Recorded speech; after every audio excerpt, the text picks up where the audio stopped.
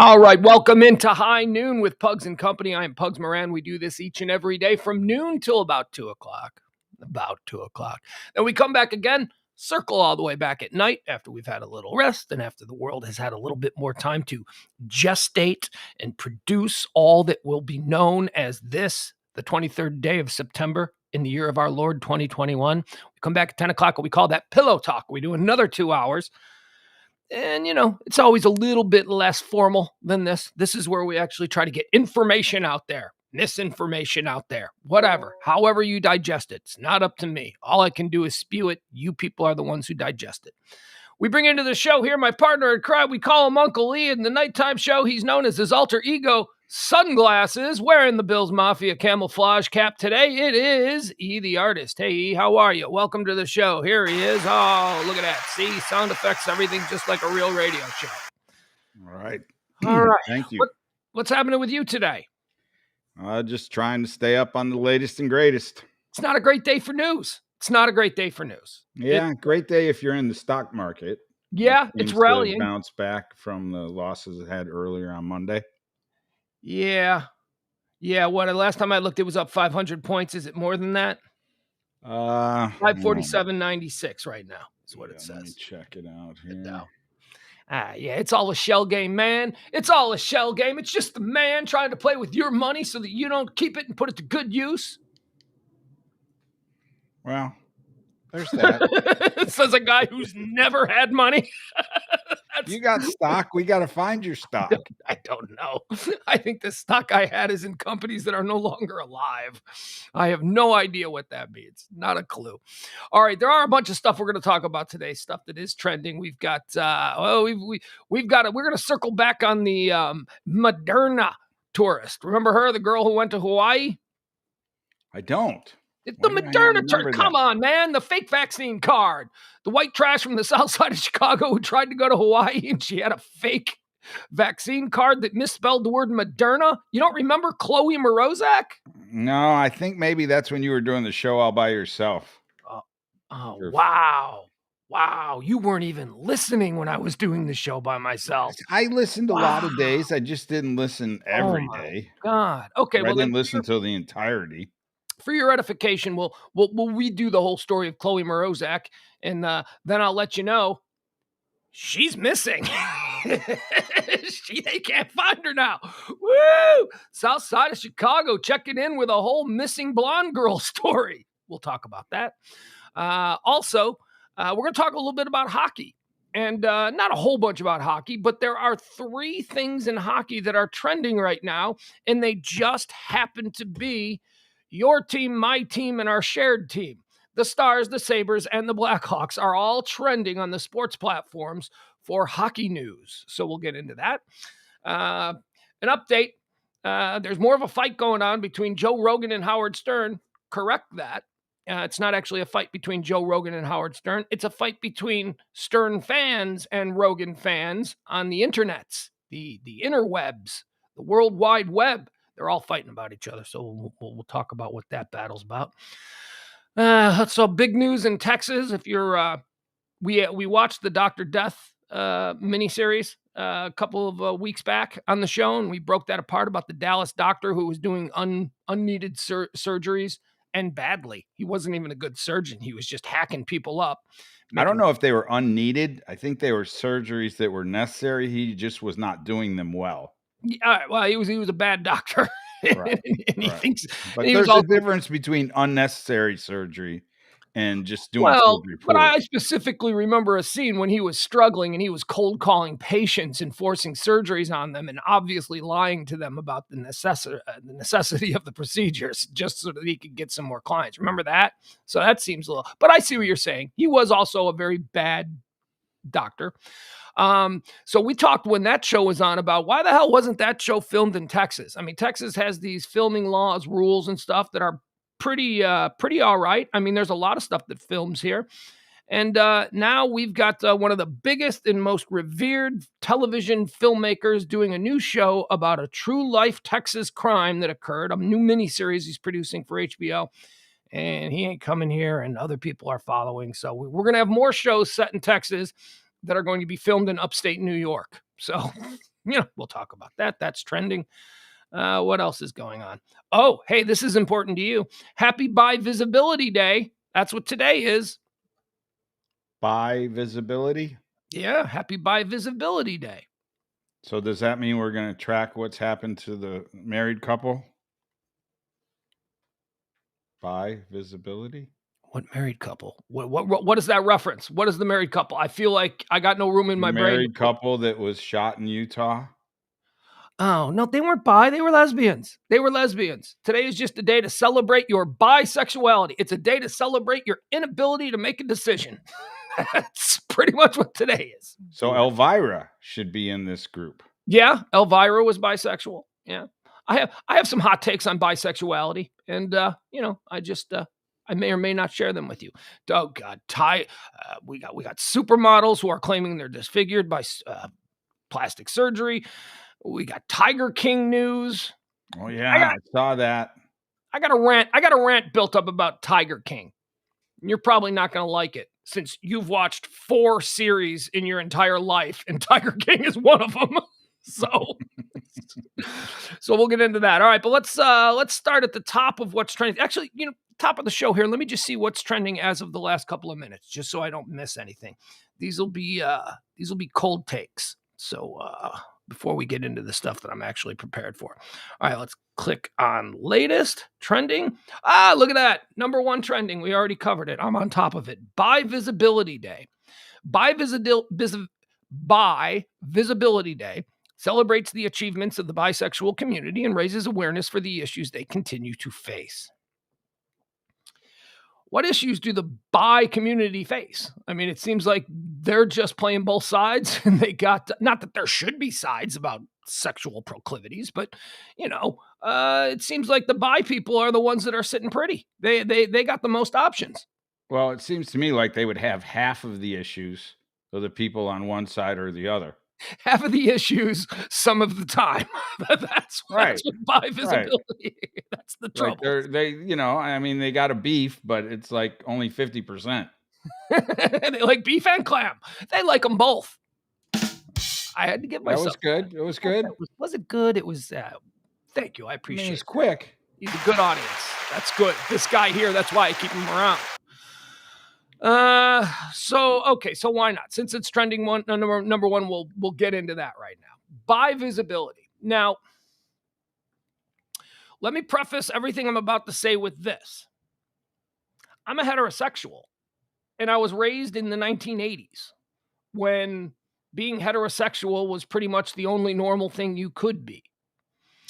As I got older, and as so you don't include your raising at all in the 70s? You just were raised in the 80s? I was too little in the 70s. I mean, by the time the 80s rolled around is when I was like, 10, 11, 12, the teenage years when all of your like stupid, lifelong held beliefs get formulated and solidified. Okay.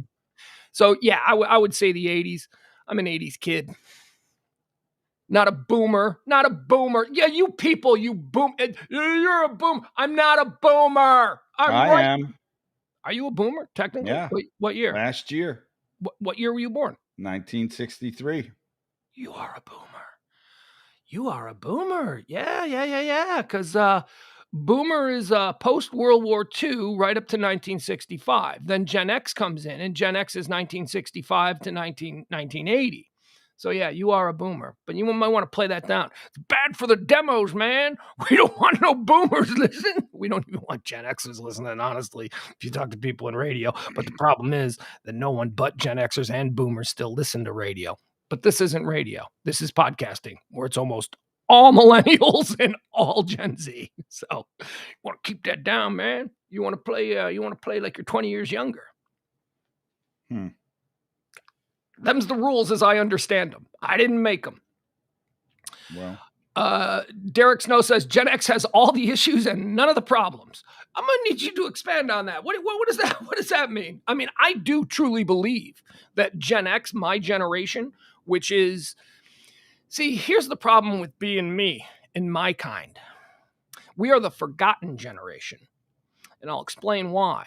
The baby boomers were the largest generation ever created in America in American society, the baby boomers were, that's why they're called the boom. It was the baby boom. It was all the soldiers came home from World War II, and all at once started families, bought houses, and, and that was boom. It was the birth of the suburbs. It was the birth of everything. I mean, there has been no greater societal impact by any one generational cohort than what the boomers did. They changed America. Well, a lot of people got a problem with the way it changed. I mean, look at what we have now. So I would put most of the problem squarely at the feet of the boomers, who were hippies in the 70s and then completely changed course in the 80s. And now we have Mitch McConnell. It's like it went from Woodstock to the insurrection, fueled by boomers. But the boomers, I don't want to get into the insurrection. In fact, I don't even know that I'm supposed to call it here. If I'm trying to tread water in the middle, who knows? So you had the boomers, this massive generation. And then the boomers had kids, and they decided that they were going to be the first generation, or the first cohort, the boomer generation, that they were going to really embrace divorce. They were going to really run away from the family unit. Divorce came in, women started working. I'm talking about Gen X. Gen X suffered because the family unit was a little bit different than it had been in the 40s and in the 50s. In the 40s and in the 50s, mom stayed home because she was always pregnant, and dad went to work. And dad stayed with the family, even if they fought for 50 years. It was a miserable marriage, but people did not get divorced. The family unit stuck together. And because of that, there was like 4 or 5 kids in every family. So every boomer family had 4 or 5 kids, whatever. My mom came from a small boomer. My mom is a boomer, but her World War II generation parents had a small family, and they had 3 kids. 3 kids is not a small family by today's standards. So No. you had the boomers, and then you had us, Gen X. What else happened with the Gen X generation that stifled us and made us smaller than our boomer parents? Abortion. All of a sudden, in the middle of Gen X, abortion became legal, and half of our population, half of our voting bloc was aborted at birth. This is not a commentary on whether or not a woman has a right to choose or whether or not there's a right to life. This is just simply a statement of facts as to how the Roe versus Wade decision in 72 affected all of us, Generation X. So we had the big giant boomers, and then we had our generation. The latchkey kids, the kids from broken homes, the kids who had very few brothers and sisters because mom and dad didn't stay together. We are the generation that has stepbrothers and sisters more than anyone else, though, so that's kind of a thing. But, so you had abortion, you had the divorce becoming common, you had the family unit not staying together. So that's pretty much everything that went into the Generation X, the cohort that followed the boomer generation, which was the biggest. Oh, but then what happened? Then what happened around 1979, 78? Well, the right to life movement got big. The Christian right made that a big issue. It wasn't a big issue really really think about it. It was around the 80s when all of this stuff started going, we don't like Roe versus Wade. So all of a sudden the bloom was off the rose on the option for abortion, and there were far less abortions. Still abortions, but far less than there were in the first 10 years that affected Generation X. What else happened? Freaking fertility drugs. Freaking people who would never, in the boomer generation or in the Gen X generation, would never have had siblings, now have quintuplets. The fertility drugs were just producing millennial kids everywhere. And that's what happened with the generation that followed Generation X, the millennials, which surpassed the boomers as the largest generational cohort in American society. So taking a bit of a 30,000-foot look at this, you've got the boomers who were huge, Gen X who was tiny, and then the millennials who are huge. So here we sit in the year of our Lord, 2021, Generation X. We are in our prime. We are the grown-ups in the room, and nobody listens to us because we're tiny, because you've got billions of millennials, and then really, the boomers, they're dying, but they're still big. They are still a massive generation. So that's why I say, when I get so pissy about Generation X, we're the forgotten generation. I mean, has Generation X ever had a president? I don't think we've ever had a president. We've got Kamala. That's about as close as we've gotten. As close as we've gotten to the White House, and the Gen X president is Kamala Harris. That's it. Biden's a boomer. Obama was a boomer. Clinton was a boomer. Bush was a boomer. Bush the first was a greatest generation. And that's it. And then Reagan was maybe even something more than that. So growing up Generation X, it doesn't matter what we think about by Visibility Day. So, because nobody listens to us anyway. The tie back. There you go. See, all right. I was wondering. I was sitting here. I was like, where are we going with this? 5 minutes ago, I totally lost my track and forget what I was talking about, and I had to think. So I'm just spewing crap and going, what the hell started this? And I'm like, oh yeah, Bi Visibility Day. So I was raised in the 80s. And in the 80s, you were either straight or you were gay. There was really no such thing as bi visibility or bisexuality. If in 1987 you were a dude who got kissing another dude, even though you had a girlfriend, you were gay. You weren't bi. You crossed that Rubicon and you went to the other team. There was no middle ground, right? I mean, if yeah, I mean, I don't recall bi being like something that people use for people that like, okay, if you crossed over, you just became gay. Yes, there was no middle ground. We allowed no gray area. The world not us, not Generation X, because at the time that we're talking about, we were like, between the ages of 12 and 18. Nobody listened to us anyway. But I mean, it was like, here's the thing. I went to a very large high school. We had thousands of kids in my high school. I mean, there were people who we just assumed were gay, I mean, you had those kids and nobody really went there. It was just, they were gay. That's it. Those guys, but they weren't open. It was all just assumptions. It was all just, and then you get the stories that went around. But I am certain that probably if you go by whatever the standard is that's out there, 25% of my high school class were gay people. Probably another 10, 15% were bisexual. It was just in the time you weren't allowed to be bisexual. How do you think bisexuality became okay? I mean, do you remember? Not okay. Look, it's always been okay. I'm not saying it wasn't. I'm talking about our awareness of it as a society at large. What do you think it was? Well, I think it was people that were known as straight came out and said they were bi, and they had relationships with a bunch of people that were straight. And then they had new relationships with people that were bi. And so because they had footing on either side of the equation, it was more palatable. Whereas I think if you come out and you say, I'm gay, you feel like you have no attachment to that person. Lyle Wayne Lyle says, I was bi in the 80s until I saw Roadhouse. Then I became straight as fuck. Yeah, I get that. So, because it's like if somebody comes out and they've been hiding that they're gay the whole time or keeping it in the closet, and then they announce that they're gay, I think there's a portion of the people that they thought they were heterosexual feel like, wow, I really don't know that person. I thought I did, but in hindsight, I don't. Whereas if you admit that, you had feelings for men, had feelings for women, you're kind of still on the fence, you can kind of, relate to that person a little easier than somebody who just says they're totally not in your camp. You ever been with a guy? No. You ever looked at gay porn? Never.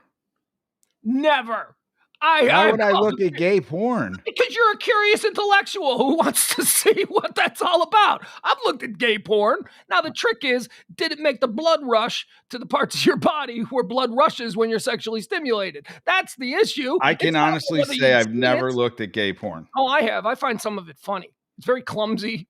I've never watched it alone in my room at night. I think that's another thing but yeah, I mean, I've been with like other pulled stuff up. You've never had somebody send you a gay porn GIF. You've never had some friend email you gay porn pictures. My God, I had a friend, Frank, and we used to run over to his house in the middle of the night and buy a gay porn magazine and then just take the pictures out and tape them around the back of his car because he would never see the back of his car because he came down the steps and got into the driver's side and then he'd drive away with all these gay porn pictures. So I had seen gay porn. I am comfortable enough to admit that. I have no problem admitting it if I had seen it. Really? I've just never. Nobody ever sent you a picture of a guy going down on another guy and called you a fag or something. Hey, fag, this is for you. You never had any buddies? You're in a hockey locker room. There's a lot of homoeroticism going on in hockey locker rooms. Oh my God, the dog just broke through the door here. I guess she's a fan of gay porn. I don't know. No, I don't think. I mean, I'm trying to recall. I don't think I've ever. No. Lyle says Pugs just came out. That's fine. Whatever. I have absolutely no problem what people think my sexuality is. I mean, hey, you can pull up the resume and go, yeah, he's been married twice. What went wrong there? So maybe, whatever, believe what you want. But I think I'm the kind of guy who said enough shocking things and enough personal revelations over the years that if I were gay, I'd have come out a long time ago when I could have cashed in on it. Right now, it's not really worth my time. I mean, so your curiosity at looking at the porn was just because you wanted to figure out how it's done? No, and curiosity. Yeah, I guess no, because I'm not bi-curious, because then it's like, oh, you're bi-curious. No, I've seen a lot of things in this world, man. I've even seen 2 girls, 1 cup. That's pretty repulsive. I haven't seen that either. I've heard about it, but I've not seen that either. I've seen a lot of stuff, man. I mean, I don't know. But honestly, I think that is the truth about me. I think that if I was gay or bi-leaning or anything like that, I'd have come out a long time ago. I mean, back on the I think the furthest I've thought about it is like if I meet a gay couple and I try to figure out like, okay, who's the pitcher, who's the catcher? Like that's about as far. You're a boomer, because that's how the boomer brain works. Right. That's about as far as my brain has led me into thinking about it. But I've not gotten to the point where I've watched a porno to actually see. Okay, first of all, nobody watches an entire porno, right? I mean, that's why clips on Pornhub are so popular, because nobody watches an entire porno. You watch clips, you see images, and you're like, okay. But don't you watch clips to get to the climax point? And if you weren't really excited by it, wouldn't you just be wanting to watch more and more clips to figure it out? No, most people watch porno to their personal climax point. They don't wait for it to happen on screen. They do. Well, but that's my point. So if you're moving on. Okay. Well, no, I mean, that's but I'm saying, okay, if you're watching something that it's not sexually exciting to you, aren't you then going to be forever stuck in watching it? Like, aren't you going to feel like you got robbed because you only saw a portion of it? You broke in the middle. You didn't. Oh, so you're saying you want to see how these porno films resolve themselves, the plot lines and whatnot. I would think if you're not sexually attracted to them, you would probably follow the whole damn thing. I have finished before they've gotten the clothes off. I mean, when you have the urge and you need to take care of yourself and release the toxins. I'm with you on the concept of if you're watching porn that's sexually exciting to you, that you don't need to see the whole movie. But if you got brought in to something that wasn't sexually exciting to you, how many times have you sat at a bad movie and you waited through the whole thing just to get out and go, wow, man, that was a really crappy movie and it had a lot of plot holes and it didn't make sense, blah, blah, blah, blah, blah, blah, blah. Okay, so you're mixing metaphors there. That's I've sat through bad actual films, non-porn films, hoping that it gets better. But the way pornography is now, if there's something that ain't doing it for you, you just click on the next box on Pornhub and you just move around. You don't. I'm with you if it's something that is sexually exciting to you. I don't know that you're going to click to the next box if you're not sexually aroused, because the people that are in the film are of a different they're gay or, I mean, they're not your type. Well, I remember I was once watching a film in my past on one of the hubs, if you will, and I was specifically watching it for the actress that I liked, and she was engaged in a threesome. And it was not my preferred brand of threesome. My preferred type of threesome is the FFM, not the MMF. Do you know what the difference is there? No. FFM threesome on one of the female, male. right, and Okay. the other option for of threesome is a MMF, which is male, male, female. And for some reason, I had drifted into the MMF because of this particular actress who I was a fan of. And at one point, the dudes started kissing each other, and I didn't stop. I was there. So it was like, I guess I'm just going to muscle through this. But that was, isn't that really an MBB? Well, no, what it is or a FBB?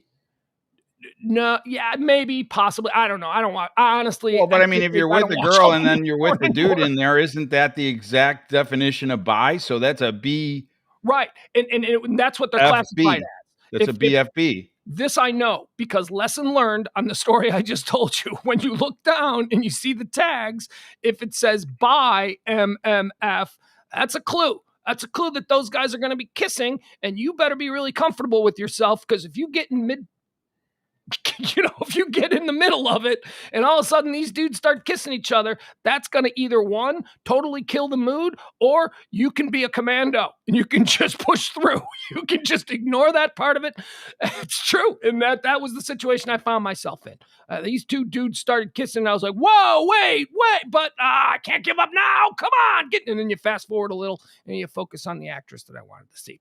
But Lyle, again, brings up a good point. He wants to say that we've all seen porn. You see male-female penetration. Isn't that gay porn? No, that's not gay porn. That's heterosexual. That's the definition of heterosexual porn. If you have difficulty, Mr. Lyle, sort of writing yourself with that, then I think that you are extra homophobic and maybe need to have a conversation with yourself in the mirror. Because gay, that's the other thing.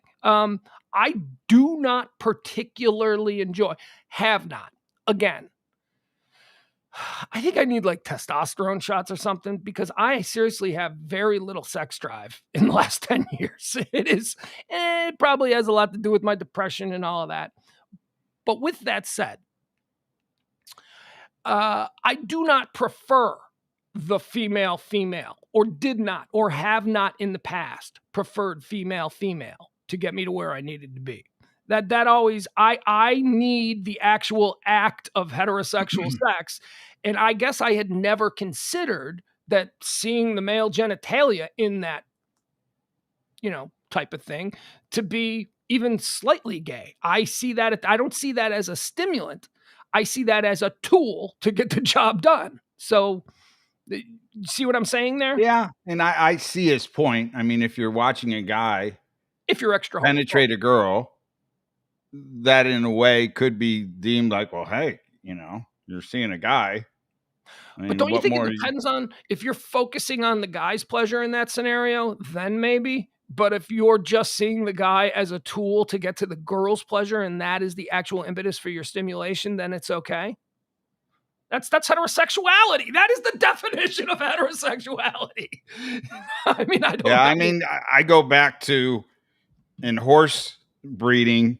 There's the fluffer, and he comes out, and the stud comes out for the mare, and somehow he's got to get turned on by the actual act. I think not by the actual fluffer.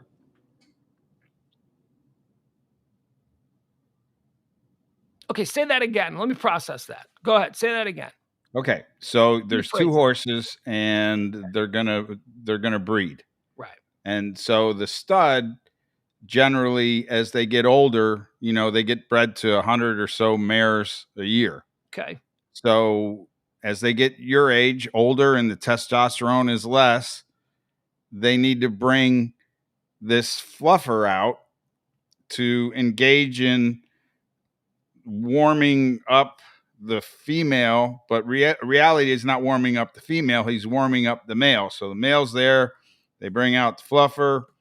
The fluffer kind of starts doing horse things, whatever they are, but he's got this kind of pad on him that's making sure that his penis will not penetrate the mare. And then finally the stud will get aroused watching this go on, and then they take the fluffer out of the way, and then the stud mounts the female, and the deed is done. That's sort of the equine version of like an old married couple going to a strip club and then going home and having sex, right? Yeah, it's like porn for horses. Yeah. Because anytime a dude that's been married 30 years starts taking his wife to the strip club, that's because he needs that. He needs that for later in the evening. That's just a cold hard fact, folks.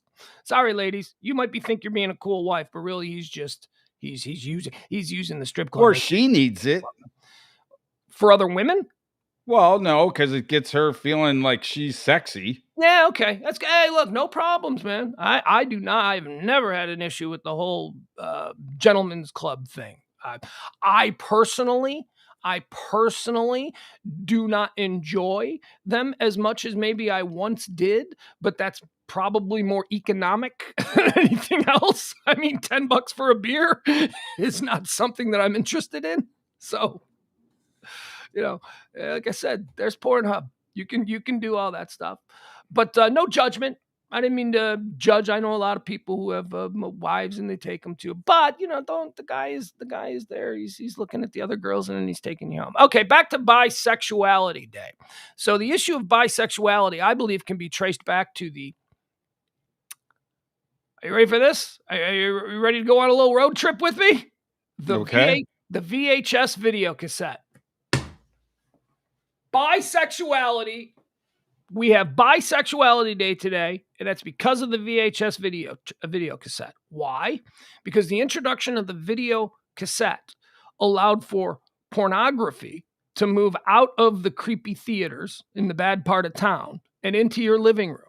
I mean, nothing did more for pornography and the exploration of pornographic genres quite like the ability to watch whatever you wanted in your home. Now, today we have it even easier. Today we have the digital distribution. You don't think the reel-to-reel tapes had porn on them? Weren't they called stag movies? Well, yeah, but you couldn't go to your corner store, bring it home, and watch that in your living room anytime you wanted. You had to have a projector. You had to pull a sheet up over the window, and you had to project it onto that. The ease of acquisition of pornographic materials that was created by the advent of the VHS tape is why pornography exploded in the late 80s and the early 90s. I mean, you were a little bit older than me, but I mean, did you see, like, if you look at porn stars, adult film stars, if you look at adult film stars from the 1970s and then compare them looks-wise to an adult film star from as early as the mid-1990s, I mean, Seika was one of the biggest adult film stars in the world. Seika at her best was like a 6. Do you know what I'm saying? There wasn't a whole lot of women back then that were willing to do that stuff.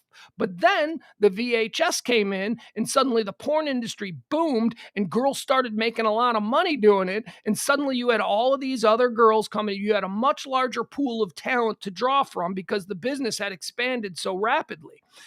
Now, fast forward. I mean, I think back to prior to the VHS. Where did you see porn? And there wasn't really a place that you could see porn. No, you had to privately. Go to the bad neighborhoods or the it was like Debbie Does Dallas. I think it was like Debbie was a 6. Debbie was not Ginger. Ginger Lynn was probably the first one that came out, and people were like, "She's actually pretty. She's actually a pretty girl." Pretty girls aren't supposed to do porn. Girls who do porn are supposed to be busted, and they're supposed to look like they're drug addicts and junkies. And you know what I mean? It suddenly became. Now, go with me. Like I said, we're taking a walk here. So the VHS comes in, the porn industry expands. Everybody starts bringing this stuff home, and suddenly there's a demand for more than just straight missionary heterosexual sex. So they start branching off into all of these genres, and by the early 90s, mid 90s, you had every single woman in the adult film industry engaging in bisexual activities. It almost, not almost, it did, for the sake of this argument, it normalized the idea that just being with someone of the opposite sex didn't mean that you couldn't fantasize about them in a heterosexual relationship. Because every man who saw, I don't know, I'm trying to think of some 1990s adult film stars. I can't. Every time you saw a Ginger Lynn kissing a what was that other girl's name? What was that? Lynn Ginger. Yeah, Lynn Ginger. Every time you saw a Ginger Lynn kissing a Lynn Ginger or an Amber Lee kissing an Amber Lynn, you did not go, oh, she's obviously gay. She's not for me. I can't fantasize about her anymore. It normalized the idea, and it was women. It wasn't men. It took a lot longer for the bisexuality of men to sort of be okay. And that I can trace back to ecstasy, the popularization of the drug ecstasy, where dudes suddenly in the late 90s, early 2000s started dropping ecstasy at raves and making out with each other. That's when it became normalized for that sort of segment. But women made it. Women made bisexuality normalized, or at least not as demonized, and actually created a gray area where a gray area in your sexual proclivities had never existed. We established that in 1982, if a dude was kissing another dude, he wasn't bisexual. There was no option for that. He was gay now. But as soon as women started making out with each other, oh, come on. I mean, we saw also Howard Stern. I think Howard Stern is also a very big reason that homosexuality became normalized. His influence, and when I say normalized, what I mean by is we're not shocked by it, and we're not running down to the church and getting the preacher and mobilizing a protest. You know what I mean? Because that's the way it used to be. There's a game. Remember when gay people couldn't even be school teachers? Do you remember when that was a thing? Well, that's why they didn't come out. Right. Yeah. Well, yes, it's because of. So what changed society's view, the normalization? I believe that it was because women in pornography started to normalize bisexual behavior with one another. And that traces all the way back to the invention of the VHS tape. Your Honor, I rest my case. So we should have, like, instead of bi recognition day, we should have VHS Appreciation Day. Appreciation Day. Yes. Or at least that should be on the calendar. Now, I know we had to go a very long way to get to that, but I obviously, and I feel pretty good about that because I just kind of freeballed that. I just came up with that on my own. And that wasn't your show prep? That just came in the middle of your rant? No, I didn't know that Bi Visibility Day was going to be number one when I said, let's check out, see what's trending right now. So we jumped in, and look, I think I've tapped into something. I actually believe that now. I started out just blabbing about something that I thought I could rant on, and I came up with the actual ground zero for why bisexuality. So give VHS credit, early 90s porn stars credit, Howard Stern credit, and then the drug ecstasy credit. That's why we're fine with bisexuality today, or at least why I am, after being raised a Gen X, whatever. All right, moving on. Let's see. Okay, this was prep, but conveniently for us here, Tiger King is trending. Tiger King. Now, I know you watched the Tiger King, right? You've watched like 3 shows in your entire life, and Tiger King was one of them that you watched from beginning to end. Well, truth be told, I didn't get to the end of Tiger King, but I watched 4 of the 8 or however many there are. Well, it doesn't end well for him. Well, I know he ended up in prison. Yeah. So here is the deal. Let me see. Let's pull this up. See, now we go to the stuff I've actually prepped for, and the show takes a screeching halt. Tiger King 2 is coming. So for those of you who can't get enough of, what was his name? Joe Exotic. Joe Exotic. That's right. And Carol Baskin. Carol Baskin. Boy, she was the breakout star of that whole thing. She was the one. Okay, Tiger King 2 has officially been greenlit. It's happening, coming to Netflix this year. So that means they've already been filming it. That means if it's coming this year, there's only 4 months left in this year. They wouldn't throw it. That means they've got some. Now it's gotta focus on Carol Baskin, I would think, right? You would think, because he was in prison. And Carol Baskin is the one who, when the series ended, we were all like, why isn't she in prison? She killed her husband. What's going on with her dead husband that was fed to an alligator or something like that, right? Let's see what's happening here. Bonus, it's coming to Netflix sometime before the end of this year. Netflix has confirmed the follow-up to the 2020 documentary Breakout. The streamer promised more madness and mayhem. Well, it's going to be hard to top the first. And also released a brief teaser video. A second edition of The Tiger King has been long rumored, and in August, a listing for a Tiger King sequel was posted on the Netflix site, drawing headlines, but then it was removed. It wasn't removed because it was a mistake. It was placed there to draw the headlines, and then they pulled it back. That's how it's done. People, we're all being manipulated all the time. Tiger King followed the life of zookeeper and convicted felon Joe Exotic and became a pop culture sensation in the early days of the coronavirus pandemic. A Peacock Joe Exotic miniseries starring Saturday Night Live's Kate McKinnon as Carol Baskin and John Cameron Mitchell as Joe Exotic is also currently in production. That I'd like to see. Yeah, Kate McKinnon? The way they took the Dr. Death true story and podcast, I mean, it wasn't a true crime docuseries in the way that Tiger King was, but the way they took it from being a real life docu-series and then adapted it into a what would that be called? A drama series, like an actual film with actors and stuff. That's interesting. That's how I like to see the progression of these things. So I'm a little bit more interested in the Peacock Joe Exotic miniseries with Kate McKinnon as Carol Baskin and John Cameron Mitchell as Joe Exotic. I don't know who do you know who John Cameron Mitchell is? Come on, dude. Yeah, I guess. Who am I asking, right? All right, let's see who this guy is. Let's see. Cameron Mitchell. I mean, I felt good that I knew Kate McKinnon. Yeah. That was good. Well, you were singing the praises of Kate McKinnon yesterday. So I was. I knew you'd get that one. All right, so this is John Cameron Mitchell. I've heard his name before. I just don't know who he is. All right, so let's get a look at him. All right. So here he is. This is the dude that's playing Joe Exotic. You ever seen that guy before? Looks good for likeness. Yeah. I liked early on when there was talk of this months ago. There was talk of the Tiger King. It was reported that Nick Cage really wanted to play Joe Exotic, but I think he's a little too old to play it. But that would have been my pick. If Nick Cage was 10 years younger, I would love to have seen him play Joe Exotic. What has John Cameron Mitchell been in? Let me see what he's been in. John Cameron Mitchell. All right, let's pull up his Wikipedia bio. Let's see what he's done. John Cameron Mitchell, born in 1963, is an American actor, playwright, and screenwriter and director. I mean, I know that he is a dramatic actor. So don't be fooled by the casting of Kate McKinnon as Carol Baskin that this is going to be some kind of satire. Looks to me like Maury does like stage plays. Yeah, Mitchell was born in El Paso, Texas, and was raised on a variety of military bases in Kansas, Pennsylvania, New Mexico, and Germany. His father, John Henderson, was a U.S. Army Major General. Oh, so he comes from a very serious. Let's see what he did. Let's see what he did. Not much, man. There's not much. 1985, age 22, Mitchell came out as gay. Came out in 1985.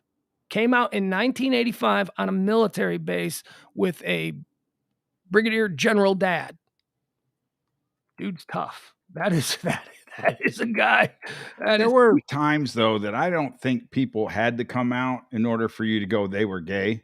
And I think he's got one of those looks where you could suspect him as being gay. Where you just wouldn't talk to him because you suspected that he was gay. Or he acted very, Man, we stayed away from gay people. Every influence. I never did. I didn't. I don't know. They just. They didn't I bother didn't me. know any. I didn't know. We knew guys that were like, fruity, and that's how they were described. They're fruity, and you didn't want to be friends with them because nobody would make, you weren't allowed to be friends with the fruity guy because that would suddenly make you fruity. It was a very messed up time. The grown-ups who raised Generation X were not very open-minded in that respect. It was a cut and dry issue. If you were gay, you were basically a pedophile. Remember when that correlation was always made? That if you were a gay man, keep the kids away from them because being gay meant that you raped children. I do remember That's that. the world we lived in. But for some reason, and maybe it was just, because I did do a couple of years of school, elementary school in Canada, and then I did most of it in the United States. But I remember both in Canada and in the United States, there was one kid in each of my classes that we just knew he was gay. Yeah. From like second, third, fourth grade, just kind of played with the girls and hang out with the guys on the, playground. But we were all friendly. Like, it didn't seem like we cared, but we knew that something was different. There is a boy, and I know what you're describing. There was a boy that I went to elementary school with who always played with the girls and, I mean, I liked him. I sat next to him in a bunch of classes because our names were similar, and you used to have to sit with, but to this day, when I think of him, when I think back of those days, my brain immediately imagines him as a girl. So this might be more of a trans awareness thing. Like I have no idea what happened to Tom. His name is Tom. I have no idea what happened to him. I hope his life went on to be wonderful, but I would not be shocked if it turned out that dude transitioned into a woman, because even at 10, 11, 12 years old, he was very feminine. He was really cool. I mean, I like I said, I had no problem. He wasn't a friend of mine because I was a mess back then, and I wouldn't dare be friends with someone like that. But I was kind to him, I mean, it wasn't like I was mean to him in class. I borrowed pencils from him, and all of that stuff. But when I think about him now, knowing the world the way I know it, I think, yeah, I wouldn't be surprised if Tom was a girl or had transitioned into a woman. I hope he's enjoying life. I hope he's, he didn't seem all that oppressed back then anyway. I mean, he was always friends with the cute girls and stuff. So, yeah. I can also tell you this, and we'll get back to Joe Exotic. I was just thinking about this. Around about 83, 84, 85, my very good friend Jay, who lived down the block from me, he had a big house. They were the rich people in the neighborhood. He had a big house, a lot of rooms, and at some point, his stepsister, who was a little older than us, we were probably 12, and his stepsister, who was at this point 21, 22, moved back into the house. And she moved back into the house with her best. What's this about? South Carolina. I don't think so. Sorry, I forgot to turn my phone down. What? That could be the guy in South Carolina calling for an interview. It could be the Murdoch family. Very cool. Oh, let me turn this down. So, the stepsister moved into the house and she brought along her former roommate. They had lost their apartment or something. 22, 23-year-old kids, college, that kind of thing. And the roommate was named Greg. And this is 1983, 84. Greg was gay. Greg was outwardly gay. And in 1983, 84, he had punk rock hair. And, he was, if you remember what the real early wave straight of punk, up pink. Nah, maybe, but he was spiked. Even if he weren't gay, he would be the guy that boomer dads would throw their beer cans out their car window at. You freak, because he looked like that.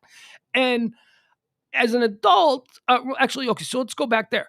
He was gay, and he was openly gay, and they had a gay guy living in the house, and it was not a big deal. It was shocking. Like at first, like I remember when I was told, he's like, Greg's gay. I'm like, what? And then, he'd come, that's right, I am gay. You got a problem with it? And now as a grown up, I think back on that dude, and we loved him. Greg was hysterical. Greg was awesome to have around, especially as a 12, 13-year-old kids. He was fun. And I now think back on that, and I'm like, how awesome were those parents?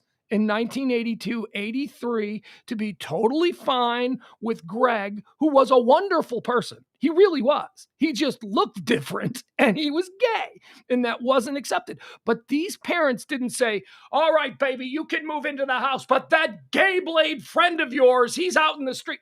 They didn't do any of that. And now when I think about my how I progressed through life. And by the time I got to college in the early 90s, I was at a very creative college where there were a lot of artsy people and all that. So then I started to really know gay people. But I think back, that Greg dude, when I was 12 or 13 years old, he was the first gay person I'd ever known. He was the first gay person that I ever felt comfortable around, because he was the first gay person I was ever around, and I was comfortable. And that dude at 12 years old probably did more to make me the open-minded person that I am now, because it wasn't just what my grandpa said. It was, them gays, they'll snatch you off the street and then kill you in their garage just to have sex with you. Grandpa, I'm 9. Why are you talking about this? Like, that was the attitude of the people. And then finally, they had a pool. We did things together. Greg we swam in the pool with him. What are you doing swimming in a pool with a gay man? Well, I don't see how that's a problem there. I don't think that it can totally, I don't think I can catch the gay, And also, this was also around the time that AIDS was popping off. So people were extra angry and extra frosty at gays. So getting back to John Cameron Mitchell, who was cast to play Joe Exotic in the coming Peacock Joe Exotic miniseries, he came out as gay in 1985 on a military base with a general father. I know people still have problems with gay people, but man, you can't say that there aren't a lot of brave gay people who came out and just didn't give an F. You know what I mean? We're just like, bring it. This is who I am. I know I'm a good person. My sheer visibility are going to change the way society us. And now here we are today, where probably. Well, we're still making a thing about it, which, hopefully that goes away. Well, what do we, to what degree? What do you mean? Well, the defensive end for the Raiders, when he came out as gay, he said, I'd like to think that someday I don't have to come out as gay. Me coming out as gay isn't going to be on top of Sports Center tonight, or is not going to be, the gay guy that saved the football game because he recovered the fumble. I'm just your normal everyday person. I'm not, my sexuality has nothing to do with it. But I would say the very fact that there is a player in the NFL who is openly gay today is an indication how, we're moving. Yeah. But then, like you said, hopefully someday that won't be, he won't be defined by being gay. And now, the Raiders put out, look, I hate the Raiders. I hate Mark Davis. I hated Al Davis. I hated the Raiders in the 70s. Just win, baby. You didn't like them? I love the slogan. Slogan is cool, but I just looked at that guy and went, I wouldn't buy a car from that guy. Al Davis just looked shady AF, man. He did. So even at a young age, I was able to go, I don't know. At any rate, despite my dislike of the Oakland, LA, now Las Vegas Raiders, that press release that they put out and the tweet that they put out when their player did openly come out was wonderful. And the fact that there was almost no pushback on it was even more wonderful. Like, it wasn't like they didn't have people. Now, granted, they're in Vegas. Vegas is a gay friendly city, if ever there was one. San Francisco, Vegas. Vegas wants everybody. Vegas don't care who you're sleeping with. You just come here and spend your money and hang out in the casinos. So maybe Vegas had something to do with it. Maybe if he came out in Jacksonville, it might be a different story. You'd probably have preachers burning pride flags in the tailgate section before games. But yeah, I think that we have. And the other thing that I always say about that is hysterical. There have been gay football players since the 1920s, since the first NFL season. There have been gay dudes, because we know that gay dudes have always been around. This isn't something that just popped up 20 years ago, where guys suddenly started going, I think I like other dudes, or girls I like other girls. All right, so John Cameron Mitchell, he's playing Joe Exotic in the Peacock Yet to Come Exotic miniseries. But this article is about the new part 2 of Joe Exotic, the Tiger King, coming to Netflix before the end of the year. Here's my issue with Joe Exotic. Yeah.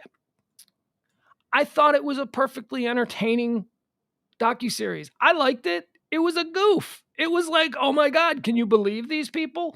It was Wasn't really a goof though. That was that guy real. right. But the reason that show was produced, the reason that show was pitched and got green light was because the producers showed some raw footage to the people at Netflix and went, look at this goof. Look at this guy. Oh, of course. You can't Yeah. believe that Right. was reality, but Yeah. that was that guy's real person. Oh, I'm telling you, man, reality is far more interesting than anything the most creative mind can conjure up. I mean, because there are people like Joe Exotic everywhere.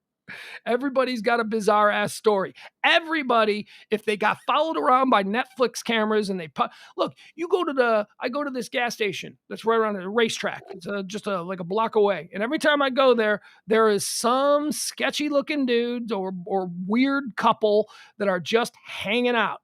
They might be junkies. They might be homeless. They might be whatever. But I promise you, if Netflix cameras followed them around and went into their past, they could create just as mesmerizing a docuseries about what got them to that point as they did with Joe Exotic. You know what I mean? It's the old, everyone has a story. Everyone's got a story that, if properly told, would have everybody on the edge of their seats. So for that reason, I enjoyed Joe Exotic. I then started, look, I'm a TV guy. I watch just about everything, and I also really love docuseries. I love anything that is based in reality that is going to give me some information about something real that I didn't know before. I'm a trivia guy. I love that stuff. I love new information. It's why I'm rewatching the Ken Burns National Parks miniseries every night after the show. I just love the little tidbits of information. Joe Exotic, to me, seemed more like docu-porn, and not porn in the aspect of sex. Stop it. The definition of porn is something with no artistic merit. That's not the definition of porn. Is not a dude banging a girl on Pornhub. No, the definition of porn. So when I use porn, there's no artistic or creative merit to the creation of this product. And that's sort of what I started watching Tiger King and thinking, I'm like, this is the Jerry Springer Show done as a Netflix series, for the very same reason that for the first 5 years of the Springer Show, I was recording it every day and watching it, is because I wanted to see people who I felt superior to. I wanted to see people that through their own actions would tell me that I am not as bad as I think I am, because I would never do that. That was the hook for Jerry Kind of Springer. like going to an AA meeting.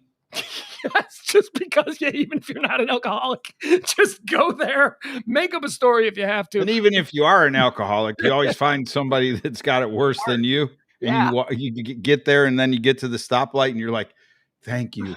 It's not that bad. Holy crap, I need a drink after this.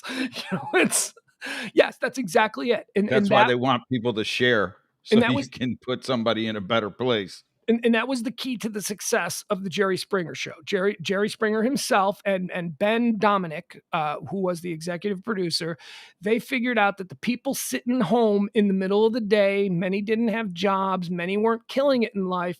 These people sitting at home needed something to feel better about themselves. So the Jerry Springer Show actively went out and found the worst people, so that the mid-tier bad people who were home in the middle of the day wouldn't feel quite, and it took off. And that was sort of the same vibe that I got from Tiger King. I enjoyed it, but I enjoyed it for very shallow reasons. I enjoyed it because he was such a train wreck. And then everybody around him was such a train. The guy with one leg who was the meth addict, and the dude who got his arm bitten off by a tiger. I mean, this was a cornucopia of people who made even worse decisions in their life than me. And I found some pleasure in that. And I think that's the appeal of it for a lot of people. Yeah. I mean, true.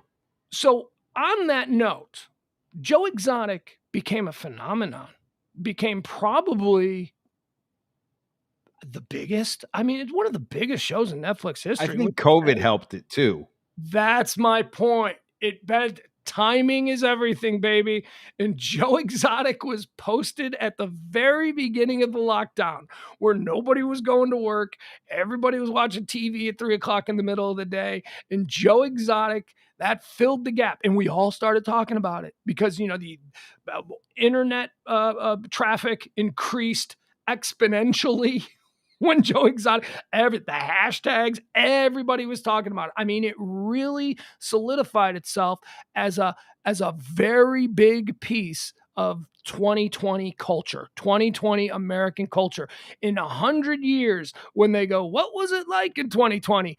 We're going to see a picture of Joe Exotic. Joe Exotic, those people 100 years from now are going to go, oh, that's what they were into. They need to put that in the 2020 time capsule. Absolutely. I mean, it's got to be. I mean, I imagine that there are a number of time capsules that have been.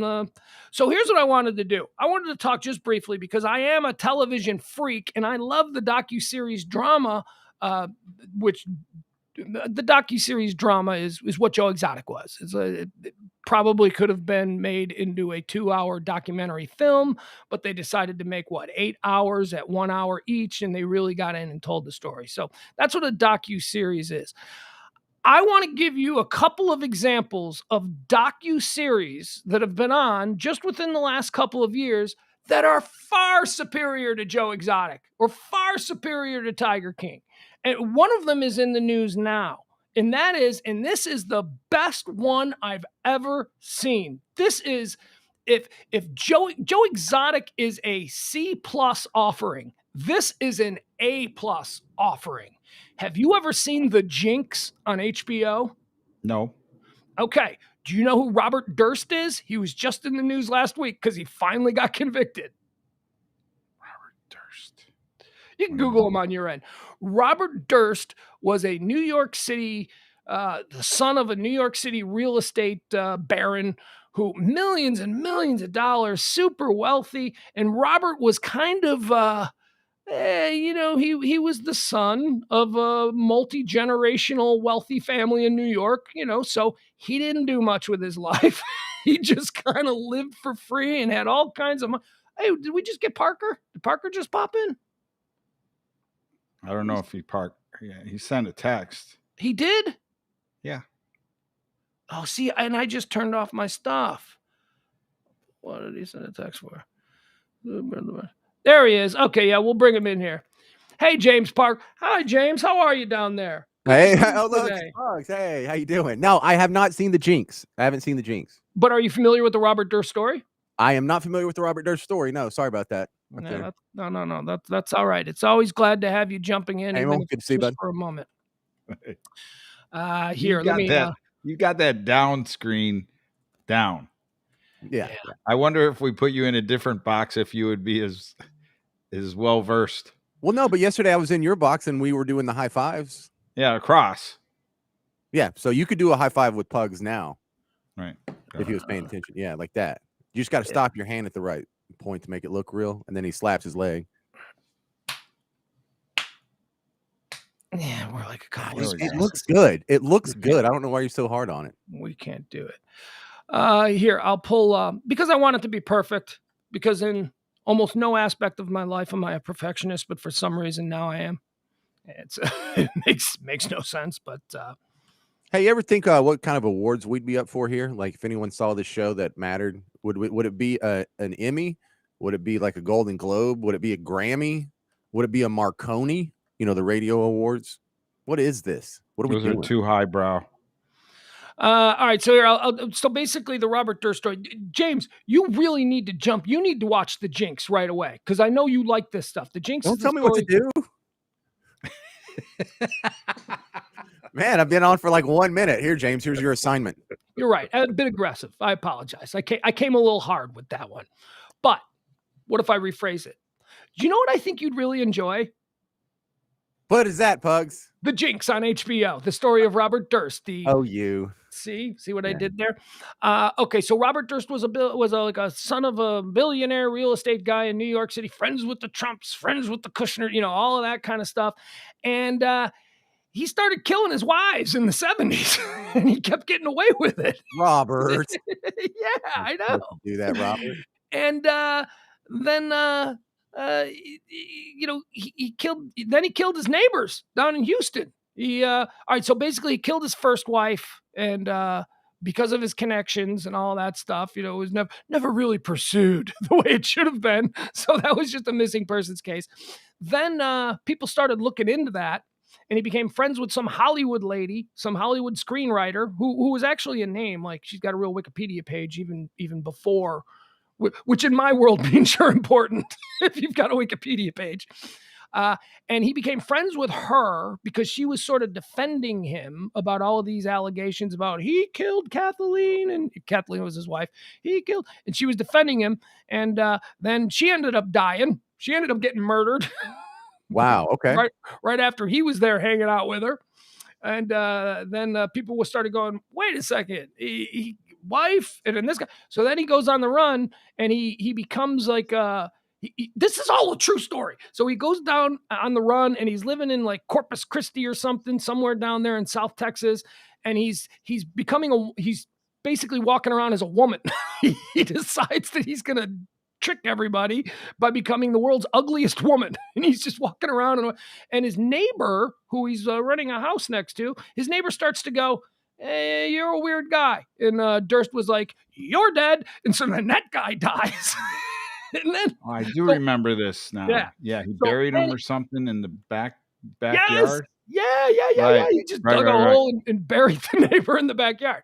And this is because, he's been rich all his life. He's never had any responsibility. He's never had to take responsibility for anything. And he's figured he's always been able to just out-lawyer whoever is bringing the charges against him. And that's pretty much how he's escaped justice. So HBO does this huge docuseries about him. And in the very final episode, and I don't care, spoiler alert, if you haven't seen The Jinx, I mean, this is the whole story. Everybody knows this by now.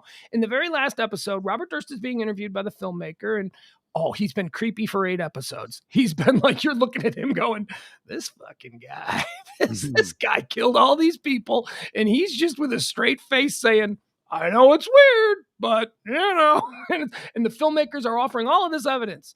But the shovel that was used to bury the body had your fingerprints all over it. It was all like, so the very last scene of the docuseries is they end the interview, and Robert Durst gets up to end the interview. It's, we're waiting on the credits now. It's over. This is it. There is no resolution. Spoiler alert, spoiler alert, spoiler alert. So the credits are roll, or not even the credits are roll, but we're expecting that now. And Robert Durst gets off, and now we're seeing what appears to be raw footage. Footage that is not edited for the actual. We're seeing they included this raw footage at the conclusion of the interview. And Robert Durst gets up and goes into the bathroom, still mic'd up, still totally mic'd up, thinking the interview is over. And he walks up to the urinal and he starts urinating, and he mutters to himself, I think I got away with it. I think that went well. I think that. And everybody watching was like, did he just admit it? So fast forward now a year later, and this just happened last week. Because of that moment, he has finally been convicted. Inglewood, California, a Los Angeles jury convicted Robert Durst on Friday of murdering his best friend of 20 years ago in a case that took on new life after the New York real estate heir participated in an HBO documentary that connected him to the slaying linked to his wife in 1982. Durst, 78, was convicted of the first-degree murder of Susan Berman. Susan Berman is the friend from Hollywood who was like defending him and like trying to write a book defending him, and then he killed her because that's what he does. Okay, so how old is this dude now? How old is Robert? 78. 78. Okay. 78. Oh, man. So that sucks. He got away with it his whole life. Oh, yeah. That's what was so awesome, incredibly interesting about this documentary is I hate that. How does this guy get away? And the answer always came back to money and influence. That's how he was able to get away with it. He was able to out-lawyer even the district attorneys who were bringing the full, strength and power of their office. He was able, if they had 5 DAs working on it, and probably 3 of them were interns. You know how it works with budgets and DA office. He was able to get 15 of the best Manhattan lawyers to just pick through everything they did. He was able to get away with it because of money, and then he finally blew the whistle on himself when he thought he forgot he was wired. Durst was arrested in 2015 prosecutors painted a portrait of a rich narcissist who didn't think the laws applied to him and ruthlessly disposed of people who stood in his way. They interlaced evidence of Berman's killing with Kathleen Durst's suspected death and the 2001 killing of a tenant in a Texas flophouse where Robert Durst holed up while on the run from New York authorities. Durst was arrested in 2015 while hiding out in a New Orleans hotel on the eve of the airing of the final episode of The Jinx. Yeah, that's the other thing. So he admitted, on being wired up, he admitted to murdering it. He didn't know he was admitting. He was just muttering to himself because he's crazy. And the microphone picked it up.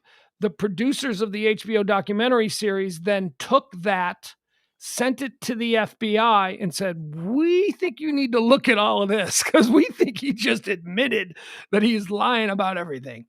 And on the night that the final episode of The Jinx aired on HBO was the very same night that the FBI went, let's get him tonight. I mean, it was just the perfect symmetry of everything, because right after the HBO series aired and everybody's mind is blown that this crazy narcissist just admitted to all of these murders, the very next morning, in breaking news, the FBI swept in on Robert Durst, the subject of HBO's The Jinx series, which concluded its run last night. I mean, it was like so satisfying, because everybody went to sleep after watching that going, rich people could get away with anything. And then the next morning it was like, nope, they got him. And so it was very, very well done by the American justice system.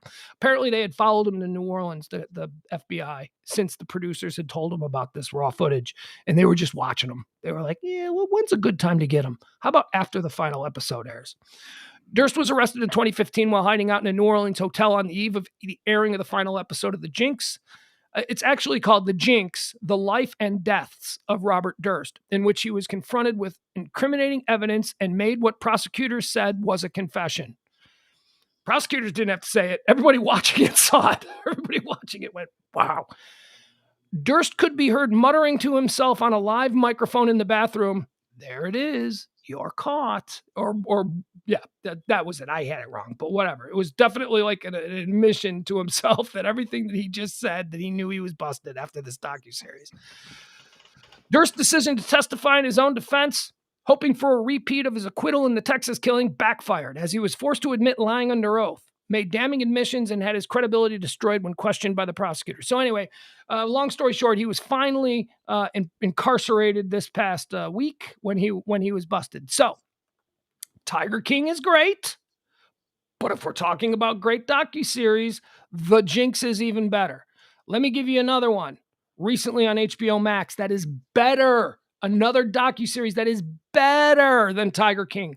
The Vow. Have you guys seen The Vow? No. I bet you know the story of The Vow because it's a relatively recent story. Do you remember that? Remember that crazy Hollywood sex cult that all those actresses and stuff got involved in? With the Roman numerals or something, right? Yeah, he made him get tattoos. Yeah.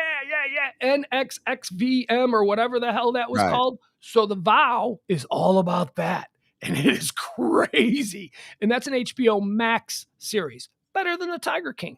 Give you another one. Netflix.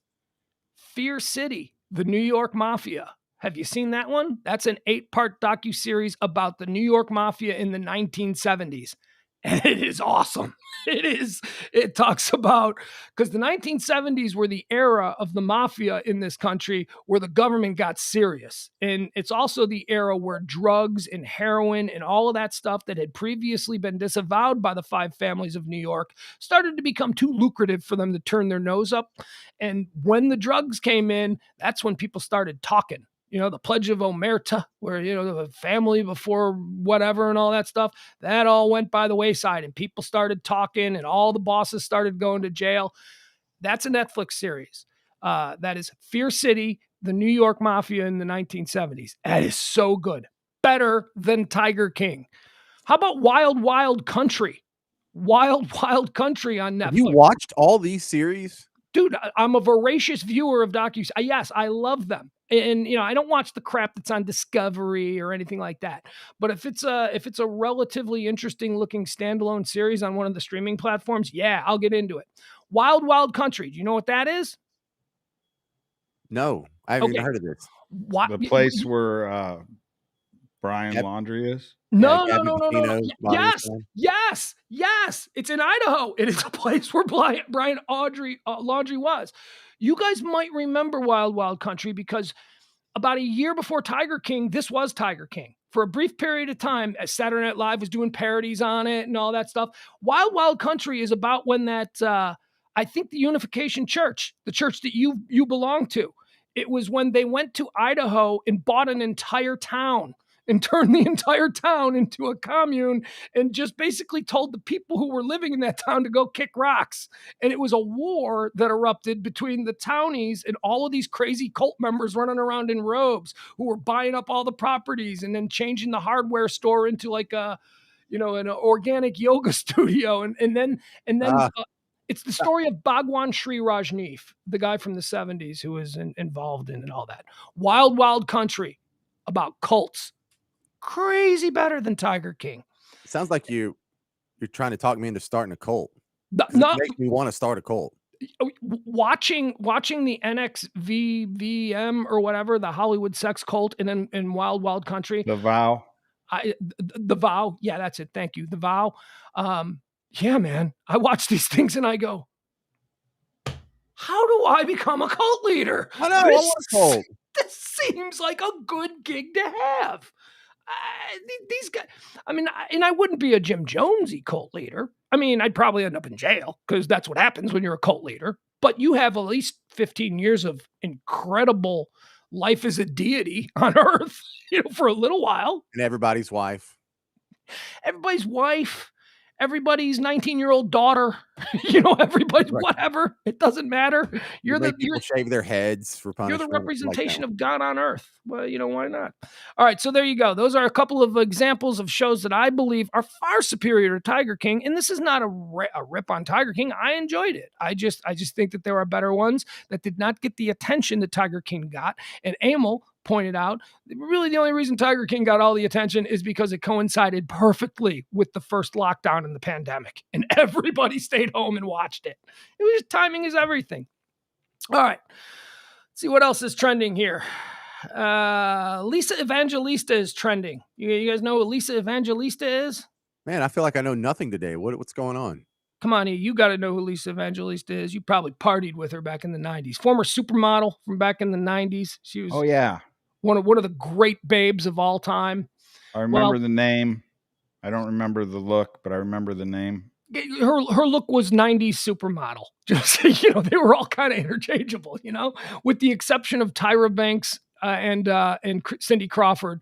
The whole rest of them were all sort of a variation of one another. She brunette, I think.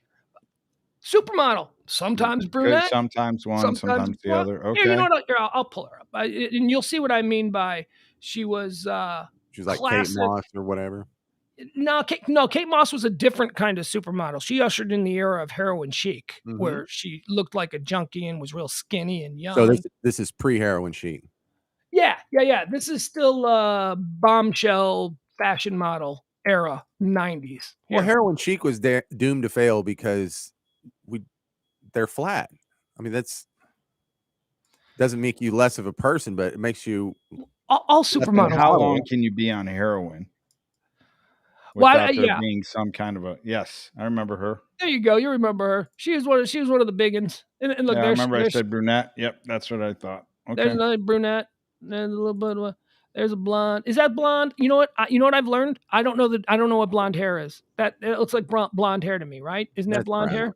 It's just a light brown. That's strawberry, maybe, or like a strawberry. I don't know. Well, that's strawberry blonde. That's redhead. See, I don't know hair colors, and it's probably because I don't have hair. All right, she's absolutely beautiful. Oh my God! You don't get to be a supermodel by just being a 5. Yeah, she's probably 6 foot tall, gorgeous. Yeah, she is absolutely beautiful. But this was sort of a generic look for supermodels that weren't named Tyra Banks or Cindy Crawford. Cindy Crawford had the mole on her cheek. Tyra Banks was black. Not even Tyra Banks. Tyra Banks is a little bit later. I guess I'm thinking of like Naomi Campbell, right? See, I'm thinking her hair is like an afterthought. Like it's her face that's the beauty, and then they just kind of quit on her hair. Yeah, we don't need to do much to it. Just kind of comb it over. Yeah, exactly. Or we'll cut it short. because it's, her features are perfect. Look at her. She's just a beautiful woman. That's a beautiful woman. What is that thing she was holding? Like an I don't know, a weird purse. That Oh, a looks like little ripped gift box. yeah, like a watch box or something like Mhm. that. All right. So why is Linda Evangelista, supermodel from the 1990s, trending? Because she's no longer beautiful and she's not happy about it. And she's blaming some plastic surgery that she had.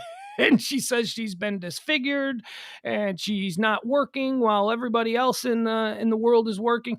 Here, this is what she posted today on her Instagram, which has gone viral. And What does she look like now? Do we know? no, that's the Dang it! thing. There's not a picture of it. There's I got to am be a picture. Come on, no, Pugs. no. Not a side by side. Here, you know what? Look. Well, here's what we'll do. What's this We'll lady's see. name? Linda Evangelista. I would say Linda Evangelista now, but that gives you stuff like 5 years ago. So 2020. All right, it's okay. It's got a 2021. 2019. Yeah, this happened like in Okay. the last. Search Linda Evangelista. Oh. Did you find it? Yeah. Okay, so I found something here. I don't think that's plastic surgery, Linda. Some of it is. Some of it's cheeseburgers. So, yes, dude, she's a woman in her 50s. This is a good-looking woman in her 50s. She's fine. This is not, but then again, we don't know.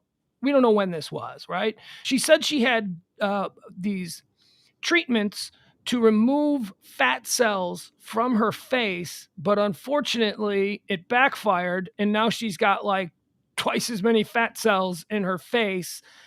And look at, I don't know how old she is there. That looks like to be a woman, what, probably 40? It's 2015. Yeah, you know what? How old is she? Do we know how old she is? Let's see. It says awards 2015 in the background there. Yeah, so that dates that one picture. She is born in 1965, so she's 56. 56 years old. That's fine.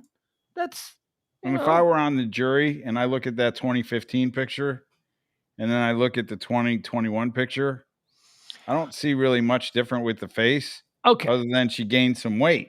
Here's the difference that I see that is so apparent. We don't have a year on this, so we don't know if this is this year, last year, or year before, or 5 years ago. Or if it's Kirstie Alley's little sister. I mean, right.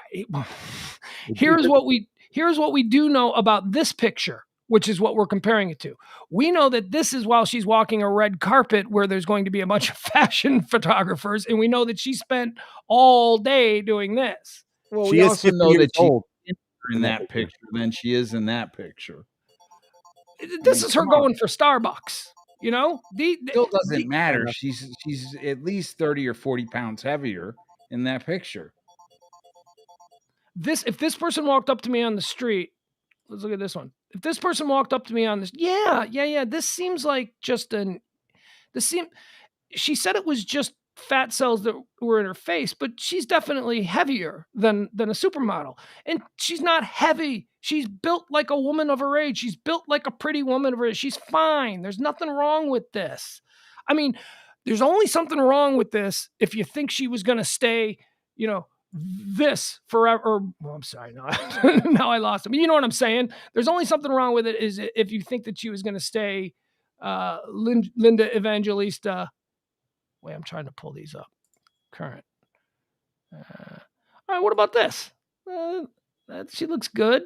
I think. Yeah, I think she looks good in all of them, and I'm not picking on the one that's large. I'm just saying that person that's a lot bigger than the girl in 2015.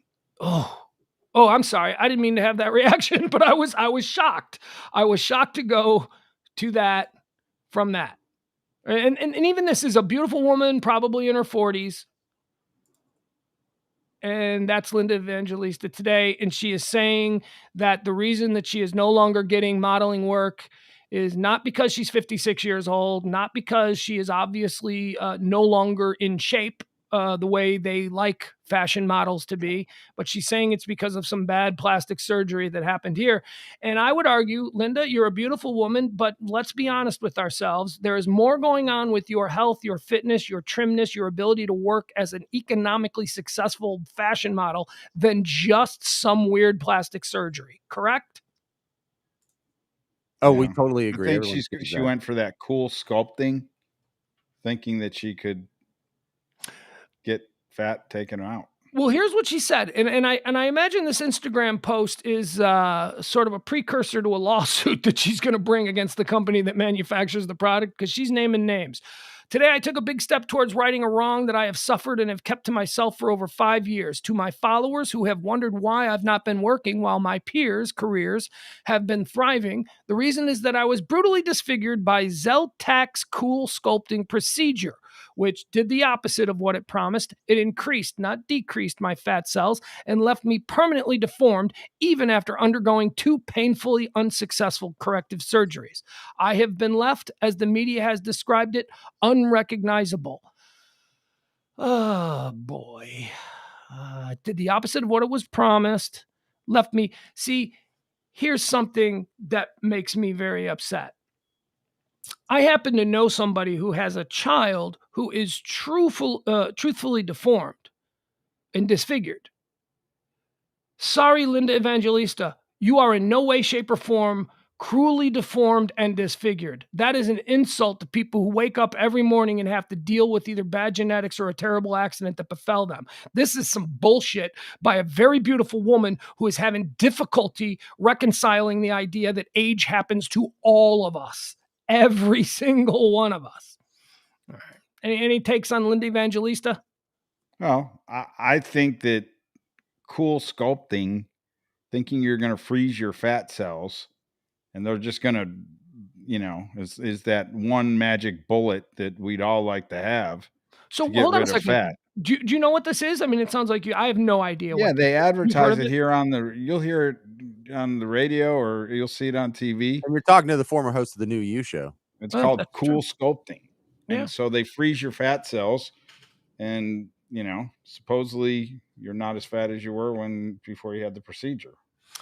Well, apparently it didn't work for her. All right, so that's why Linda Evangelista is trending today. We've covered the Tiger King. Let's see here. What else do we have? Oh, you might receive some money, E, because hashtag Venmo it forward is trending again. That is something that Venmo does to try and up their profile. And what they do is they offer free money to anybody who forwards the Venmo it forward. So if you forward the hashtag Venmo it forward, theoretically Venmo might drop some money into your account. But here's Where the do you thing: forward this hashtag? on Twitter, it's a Twitter thing. And they say they'll drop 100, 500, or 1,000 in like 1,000 people who forward this out there. But here's the thing: you have to attach the Venmo account of a friend. So congratulations, I attached yours. So you might get a little extra money dropped in there today. Here's hoping we both benefit from that forward. It's easy to do. Go ahead, do it. I mean, and crazy as it sounds, it's such a brilliant idea because, if they've got 1 million, everybody who sees it, who has a Venmo account is like, I'll take a little free money. All I got to do is just click forward. Not a problem, So if you attach your friend's account to it and your friend gets money, don't you think they're obligated to give the person that attached their account Yeah, they do. You get it some both. of the money? That's the deal. You both get the money. Like the friend you attach won't get the money, but the guy who forwarded it, if the guy who forwarded it gets money, So I'm being used in this equation for you to get money. But you also have as much a chance to get money. Just because you don't need money the way I need money doesn't mean it wasn't a benevolent gesture on my part and something that you should be appreciative of. I thought you were trying to get me money. The reality is you're trying to get yourself money, and I'm just a little shill in this game. What is your out? What is your issue with this? How have you been injured in this process? I haven't been injured, but I'd like to think that you were trying in some way, shape, or form to make me benefit, but it sounds like you're the only beneficiary in this equation. I could have tagged any number of people. I could have tagged any number of the fine people who have Venmoed the show, who have supported the show. Could have done any of that, but I did you. What was your purpose for even telling me if you know I got no shot at getting the money and you're the only one that's going to get the money? How did you get that from this? If I get money, you get money. I don't get money and you don't you get both money. get money. We both get money. We both, if we are chosen, we're a tag team at this point. It's not like they're just going to give one guy money and the other guy not get money. The deal is, if you forward this and tag another friend with a Venmo account, we may put $100, $500, or $1,000 in both your accounts today. Oh, okay. So if I tag James and James and I were to get paid, even though you're the one that prompted me to tag somebody else, that's right, you get cut out of the equation. Do you know what that would be called? A dick move. That would be a dick move on your part if you were to ace me out of that. What's that, Well, James? it seems like he had nothing to do with our Venmo. Okay. Your name's not attached. Lesson learned, folks. In the future, I'm just going to avoid all this, and I'll just simply attach our buddy Ed, the misfit guy. Except I don't know Ed's Venmo address. I had to go into my thing, and you know what? No, we ever do this in the future, and I'm going to just tag one of you guys, one of you folks who have already helped out with the show to whatever way you can. We appreciate it. You're the ones I'm going to next. Not Sunglasses over here. Sunglasses, 1, doesn't need it, and 2, is certainly not appreciative of my I do need it. Well, we all need it. We all need it. The whole world needs it. Right. All right. Let's see what else we got here. What else is trending? We went Tiger King. The border's down to only like 3,000 migrants at the border now from 12,000 the other day when we talked about it. I know we're not being political. We're just talking about the reduction of people at the border. We're talking about supermodels who gained a lot of weight and are blaming plastic surgery. That's what we're talking about. We're talking about Tiger King and why it was overrated. That's what we're talking about. We're talking about hockey. How about some hockey? Now, this will be a quick one because it's the only reason that we're going to talk about hockey on this show. Not that we're averse to talking about sports. I mean, we are all fans of sports. But it was the weirdest thing. I jumped over to the sports trends to see what was trending in the world of sports, just like I like to do. I like to look at I look at the business trends. I look at the entertainment, the sports. And right there, 1, 2, 3 was my team, your team, and our shared team, the Dallas Stars. Now, why are all these teams trending?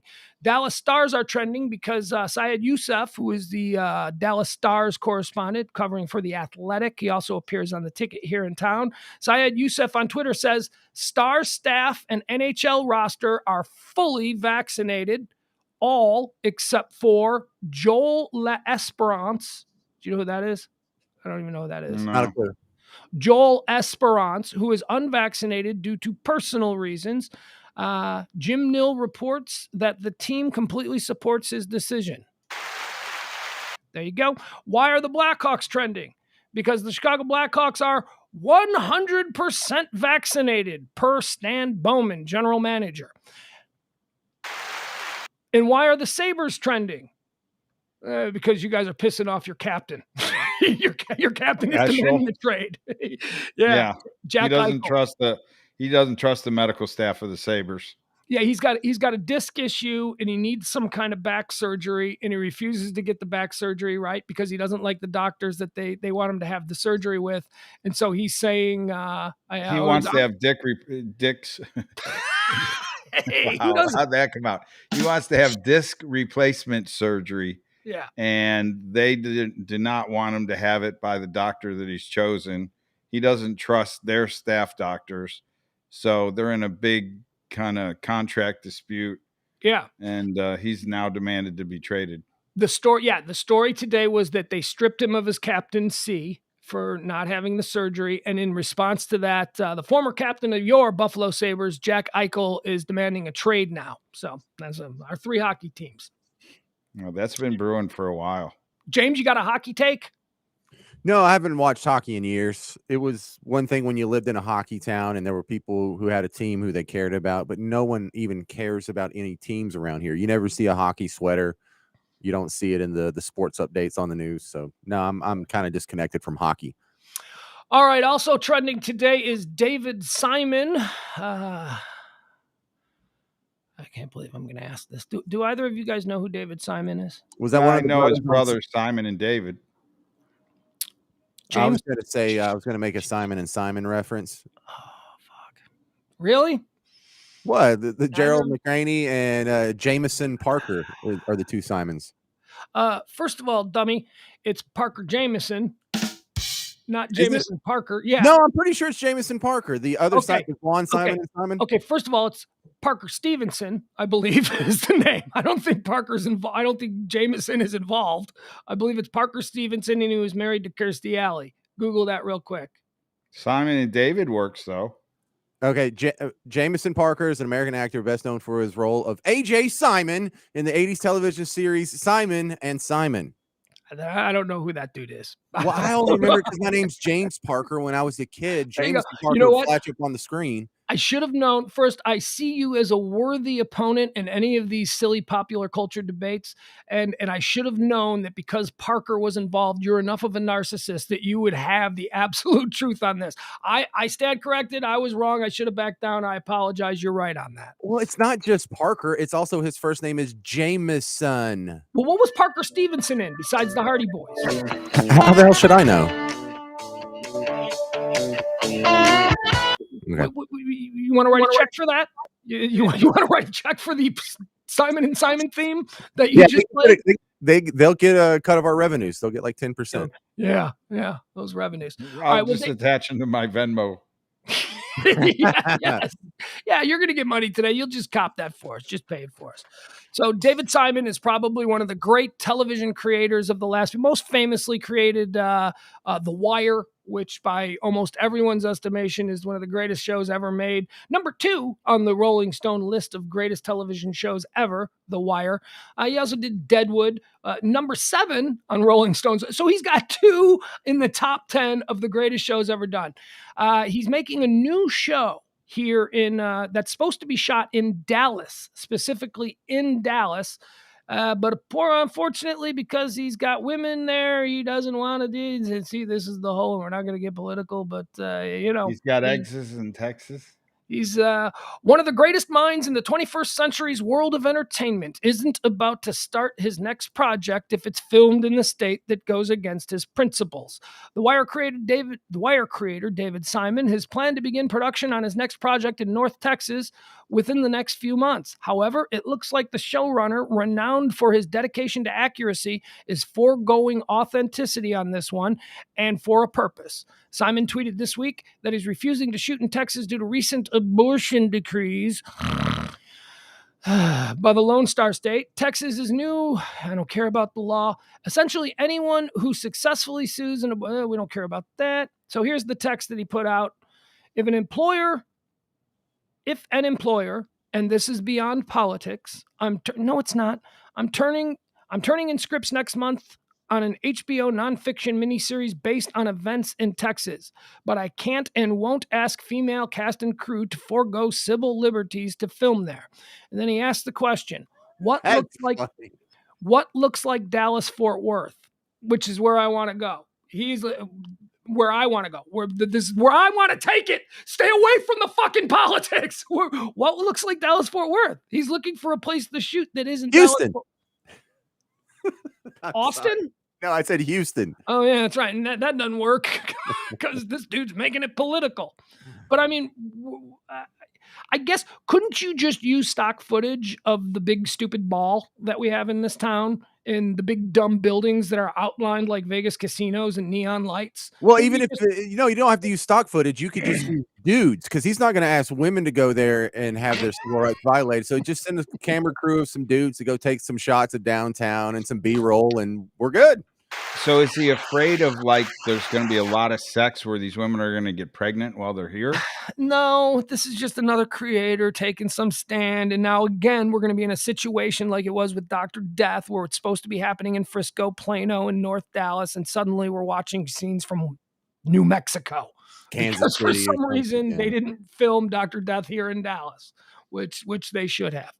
And there's a lot of stuff that's been filmed here. I mean, Texas has a very big filmmaking community, and for years there was, tax benefits to coming to Texas and shooting, but apparently that's all going away now. And so we're gonna get Minnesota. We're gonna get footage of the Twin Cities pretending to be Dallas. But the question that I wanted to ask there is the question that he put out. He said, "What city looks like Dallas-Fort Worth?"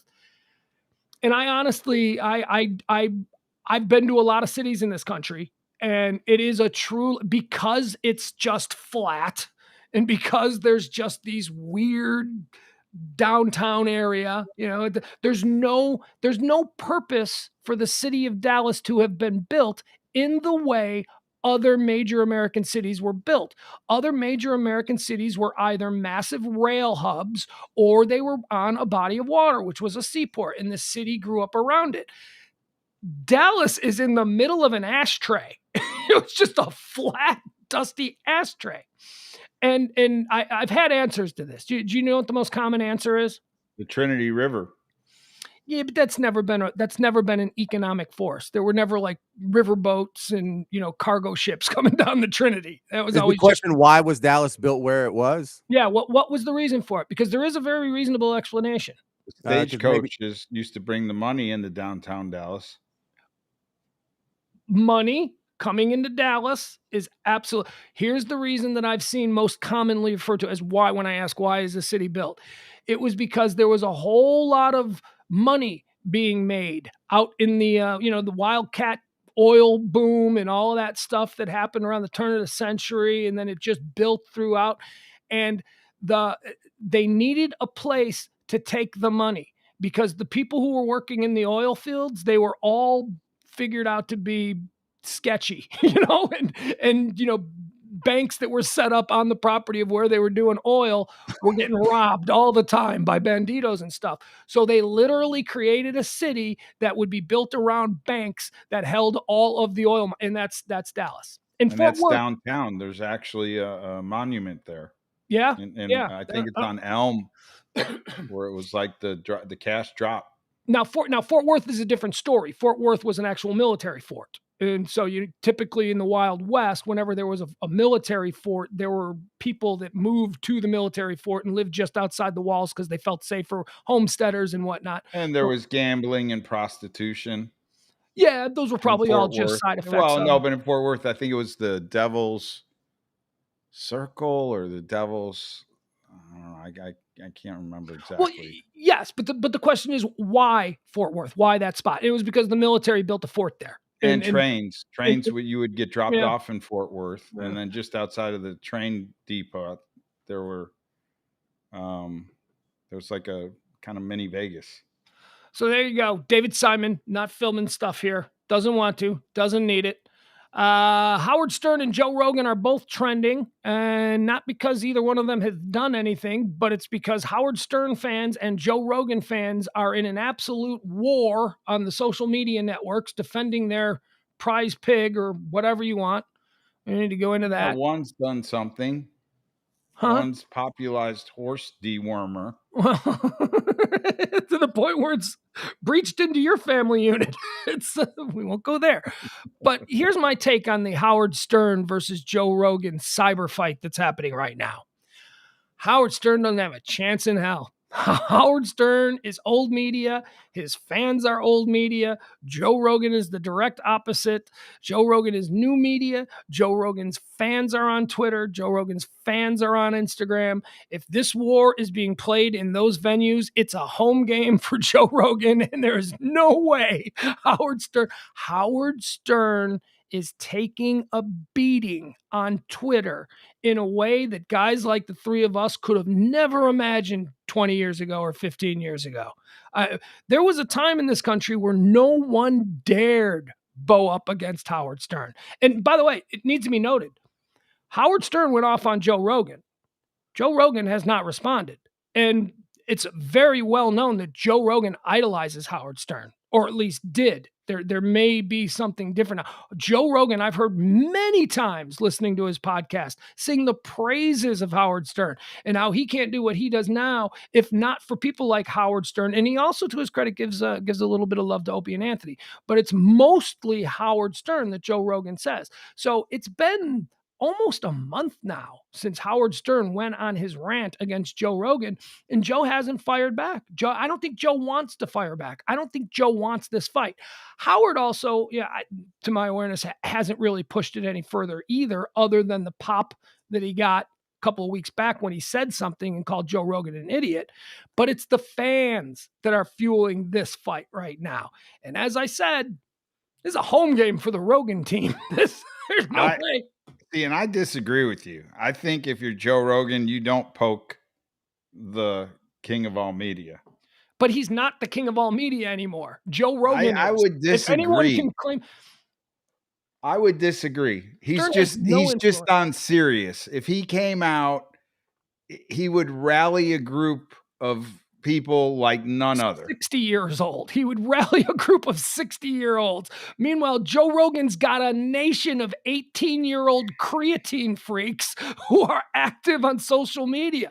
Yeah, honestly, man, this is the aging process. Howard again. was This on is- America's Got Talent most recently. He's got a range. And that's the kind of thing that added to him not having credibility anymore, is him going on and doing these shows that for 40 years on the radio he made fun of. I mean, look, Howard Stern, I like Howard. I do. I really do. I mean, I would prefer Howard over Joe Rogan. But the facts are facts, man. Joe Rogan is now, Howard Stern is then, and the internet war that's happening is happening now. James, you got to take on this? It's like watching your parents fight, because I like both of these guys. I like both of their shows. I think they're both really good broadcasters, and only one of them's a broadcaster. Good point. Fair enough. One's a streamer. I get it. Let's get the you're a radio guy. Let's get the terminology down. No, I'm not a radio guy. I'm a multi-platform broadcaster. Good for you. Streamer, something. Mm-hmm. But it's like watching your parents fight. You know, you don't even really want anyone to win. You just want them to stop. But it does kind of seem to go one way. I've heard quite a bit from Howard Stern about Joe Rogan, but I haven't heard anything hardly from Joe Rogan about Howard Stern. I mean, you were saying that earlier. And I don't think either one of them really care what the online followers of the other guy is saying. No. So it's not like, you know, Howard Stern's fans are going to get avalanche, but it doesn't hurt Howard Stern. He's not going to lose one wink of sleep. And he has changed a lot. Howard? Yeah. Yeah, and I think it coincided with his divorce, and he married Beth, the model, who brought him into a very the fashion scene, which is a scene. Howard Stern made his bones because he was the geek that was never allowed to sit at the cool kids' lunch table, and then all of a sudden the geek became popular, and he's sitting at the cool kids' table, and it changed him. I mean, I fully believe that. Isn't that that's like Can't Buy Me Love? You remember that movie, the 80s movie, Can't Buy Me Love? I do. Wasn't that Patrick, God, the Grey's Anatomy guy? Well, yeah. So he pays the head cheerleader to go out with him to pretend to be his girlfriend for 2 weeks. So now that he's attached to a beautiful girl, he has entree to the cool kids cafeteria table, and they accept him as one of their own. And what does he do? He immediately turns on his former friends who have been there. And I've heard that from a lot of Howard Stern listeners and commenters online, that they don't like him hanging out in the Hamptons. They don't like him going to the galas. They don't like him making fun of people who hang out in the Hamptons. They like him making fun of people who go to the galas, because Howard Stern appealed to the working Joe. The guy, Howard Stern, was allowing the working guy to have some sort of a window into a world that they didn't have any place being. And Howard Stern was in there knocking over the buffet table. He wasn't sitting there all prim and proper doing what's expected of him. And I think that is a big, but why that is the working guys gotta hate? Like, I mean, because working guys are bitter. Well, it's not just that. It's that he has neutered himself by being friends with these people. When the Alec Baldwin voicemail came out where he called his 12-year-old daughter a little pig or whatever, Howard Stern was ripping on that. When Alec Baldwin got in trouble for something similar last year, he went soft on him. You know why? Because he lives 2 doors down from Alec Baldwin in the Hamptons. They go to the same parties. Their kids are friends. They have to go to each other's kids' birthday parties. He's friends with these people now. And so now he can't make fun of them.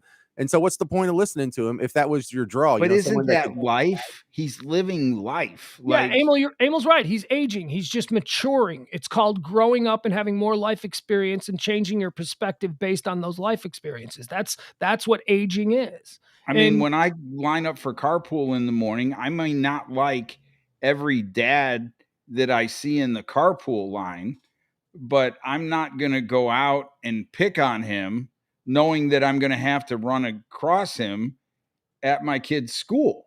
Yeah, but 20 years ago, he wasn't friends with those people. He was one of us, and then he became one of them. And 20 years ago, Emil wasn't in a carpool lane. He was throwing after parties for all the strippers in Dallas at 4 a.m.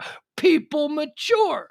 People change. Now, I will give you that Howard has changed very quickly, and maybe too quickly for a lot of the people that were in his audience who were once, I'd get a Howard Stern tattoo, that crowd, people who were totally freaky.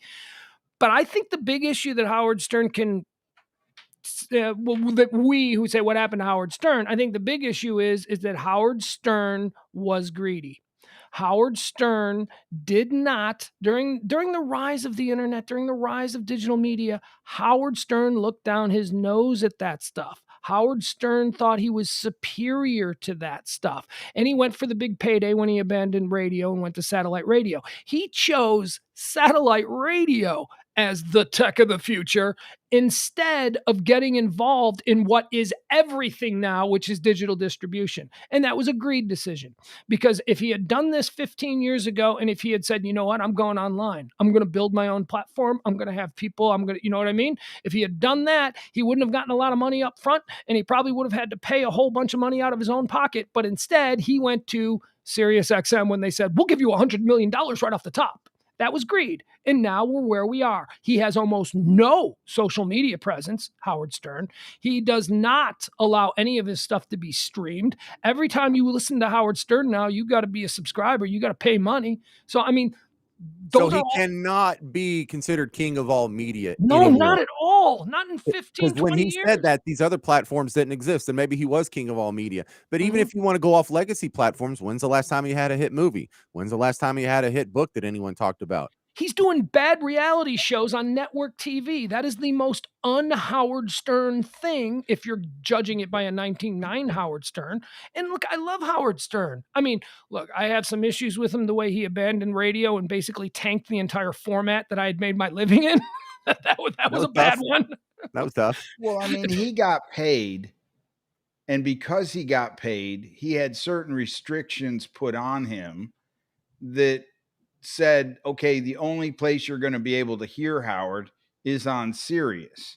And so his inability to transition to the forms of media that exist today were attached to the paycheck that he got when he left radio. I said he made they bet, but I'm saying he could have they bet on him as the horse to bring all these people into Sirius. I don't see that as necessarily a bad decision for him. I see that as possibly a bad decision for Sirius, but he's the guy who got the biggest check. He did. He got the biggest check back then. And guess what? The checks are 10 times bigger now had he done what he and at the time. But would he have lived the last 15 years the way he had lived them? Of course, because he had already had when he made this decision. Yeah, he didn't have that kind of money that he got, though. Yeah, he had world-changing money when he got the Sirius check. He made $25 million a year in salary for a decade, man. He was already in the $100 million stratosphere before he accepted the one-time $100 million payout. He also got divorced. He also has kids. You know, I mean, his life changed dramatically with the paycheck that he got from Sirius. No, it didn't. And I'm telling you, no, it didn't. What he did was he acquired possible generational wealth for his grandchildren and his other children, but his life was not affected. He didn't move. He still lived at the top of that big fancy building in downtown Manhattan. Stuff didn't change. Let's just put it this way. There was a certain FU money that he got that takes the pressure off of your shoulders that you don't care about. Do I have to go to work today? And I would say that no. I would say that he made a short-sighted bet. I think that he looked at satellite and he went, that's the tech of the future. And he looked down. This was at a time when people turned their noses up at podcasters. People were like, oh, he's doing a podcast. People on the radio would say. Now, every single one of those radio people are doing podcasts because that turned out to be the true. So you think he's sitting back going, man, I wish I didn't take that couple $100 million from Sirius. I really screwed up. I don't think so. No, but if he was, don't think that. But if he, no, yeah, I don't think so. But I think if he was 20 years younger, he might think that. If he was 20 years, no, if he wasn't looking at, 70 years old, which is, he's a guy in his 60s. If he wasn't looking at 70 years old, knowing that his run was over and that he's accomplished a lot in a dead medium, which is radio. Yes. If he was bearing down at 50 or even bearing down at 55, yes, I think he would have regrets about the decision he made. Because he truly is. I mean, you started this off by saying he's the king of all media. I'm like, man, that's living in 2004. That is really not I the don't case. think so. I mean, he still put more money in his pocket than anybody today. April Michelle says Stern's net worth is supposedly 500 million and Rogan is at 100 million. He is still doing much better. Yes. And Joe Rogan has only been in the public forefront with this big deal for about a year. So let's see where we are after Joe Rogan has been doing it for 25 years. Well, I mean, look what Terry Bradshaw made as a quarterback and look what Patrick Mahomes is making as a quarterback. I mean, times change. Yeah. All right, let's move on. Anyway, I don't think we're going to be able to convince anybody's mind here. Well, hey, did you ever see on YouTube the Howard Stern annual meeting where he brings in all his staff to a theater and tells them what the plan is for next year? Did you ever see that? Somehow the one from last year got leaked. And if you ever saw that, it's some jaw-dropping stuff on facets of his personality that you did not know about. Like what? Give me an example. Can I find it on YouTube? Oh, yeah, you can absolutely find it on YouTube. Send me a link. Send me the link if you find it. Oh, man, now I got to go find it. I'm over here looking at a map of Dallas. You're the one that wants me to see it. Okay. Well, I'm just saying how complete the transformation is from being the spokesman for the working class and being not just the man, but the man with all that attitude and the sort of, I don't know, it's really pompous. It's really assuming, and it's really, he's above everyone and talking down to them.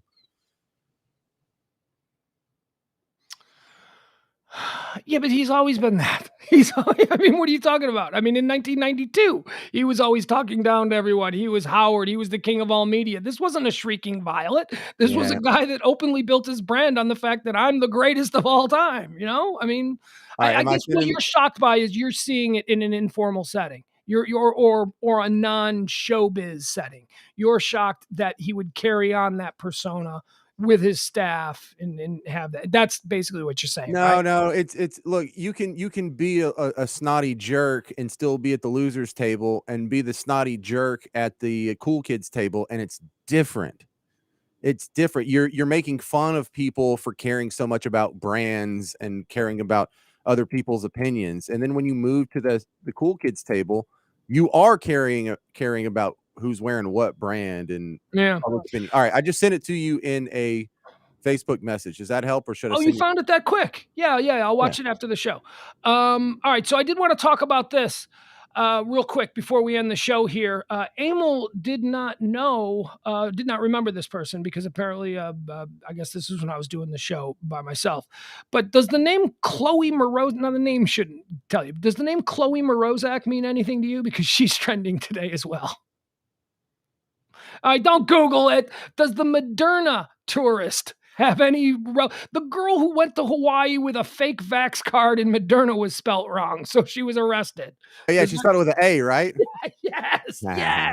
She's a little South Side of Chicago princess. She was she's and they pronounced it. She probably had her boyfriend who knew a guy who had a garage with a printer, and he was pumping out these fake things. And she wanted to go to Hawaii, so they passed the law that you got to quarantine for 10 days if you're not vaxxed. So she needed to get a fake vax card. So, old Gino down at the end of the block, he pumped her out a fake vax card. It doesn't even have to be Gino. Anybody with a printer, you can go get the PDF online. They've got it broken out. Is your vax card printed? Mine's handwritten. Mine's handwritten, yeah. But you print out the card and then you handwrite. Yeah, the card, but the actual CDC, part of the vaccination is handwritten. Right. The CDC, so why would Moderna have been printed? Just get a little card stock. That's all you need. See? Because Moderna is the type of vax that you received is on your card, whether it's Pfizer or Moderna or whatever. Like mine says Pfizer right on it, and hers said Moderna, and it was let's see. I'm gonna go look at mine. See, mine says Pfizer right on it. Top line. P. Okay. See it? I guess I didn't read mine. I just saw a bunch of handwriting. I figured they put it in there. Well, they have to put it on there because it's 2 shots, and the person you go that gives you the second shot may not be the person who gave you the first shot, and they need to know what to give you. What are you taking? What's your brand? So she had this printed out, and they spelled Moderna wrong.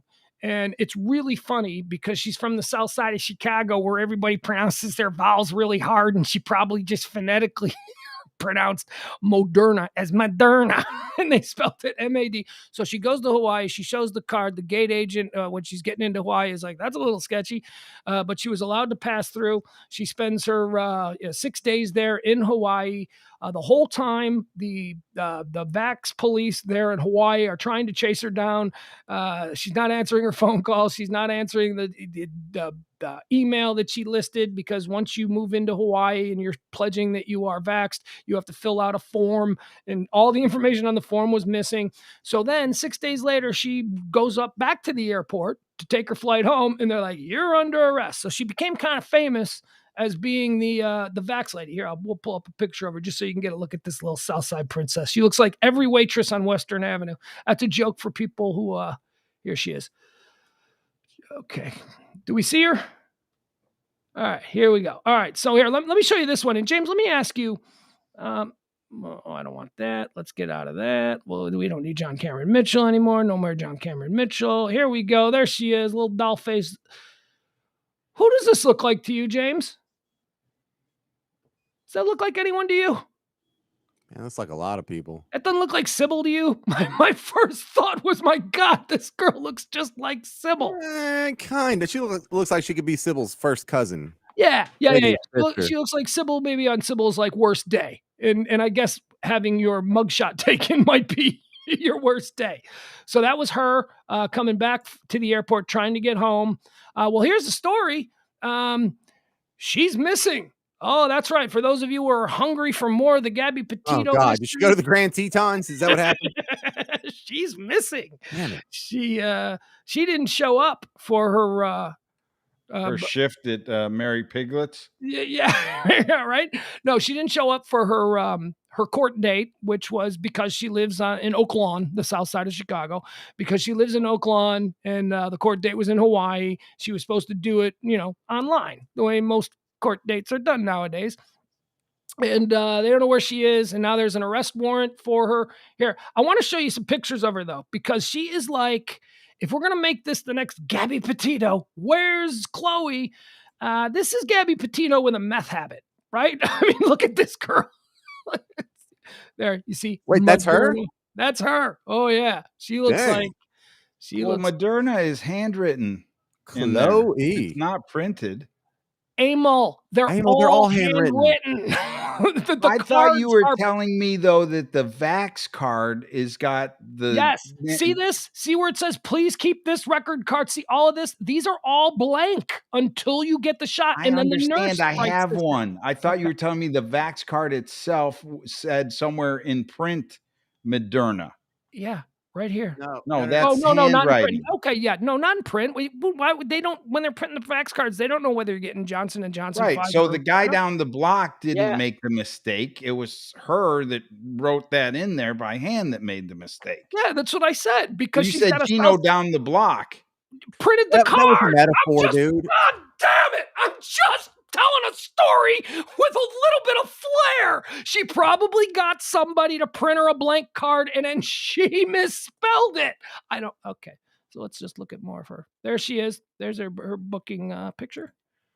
All right. So the story goes, arrest warrant issued for a woman accused of having fake COVID-19 vaccine card in Hawaii after she misses her virtual hearing. An arrest warrant, I guess I need to explain this now. I'm not really saying it's like Gabby Petito. I'm just being silly. An arrest warrant has been issued in Hawaii for an Oak Lawn woman who is accused of having a counterfeit COVID-19 vaccine card after authorities said she missed her virtual court hearing. Authorities told CBS 2's Marissa Para that Chloe Morozak, 24, was released from jail recently on charges that she tried to pass a fake COVID vax card that had Moderna misspelled as Moderna. But she was supposed to appear via Zoom for her court hearing on Wednesday, and she missed it. She now has a $500 bench warrant for her arrest in Hawaii. Now, I don't know how these things work, but if she's just got a bench warrant in Hawaii, does that mean that the Chicago police can go pick her up, or would they not be interested in that? E, do you know how that works? I mean, if they want to, they can pick her up. Okay, but they would have to transfer to Hawaii. And why would they want to incur that bill? This is a good one. This is how the cops in Hawaii found her, because remember, she filled out all fake information on her "Why are you coming to Hawaii" form.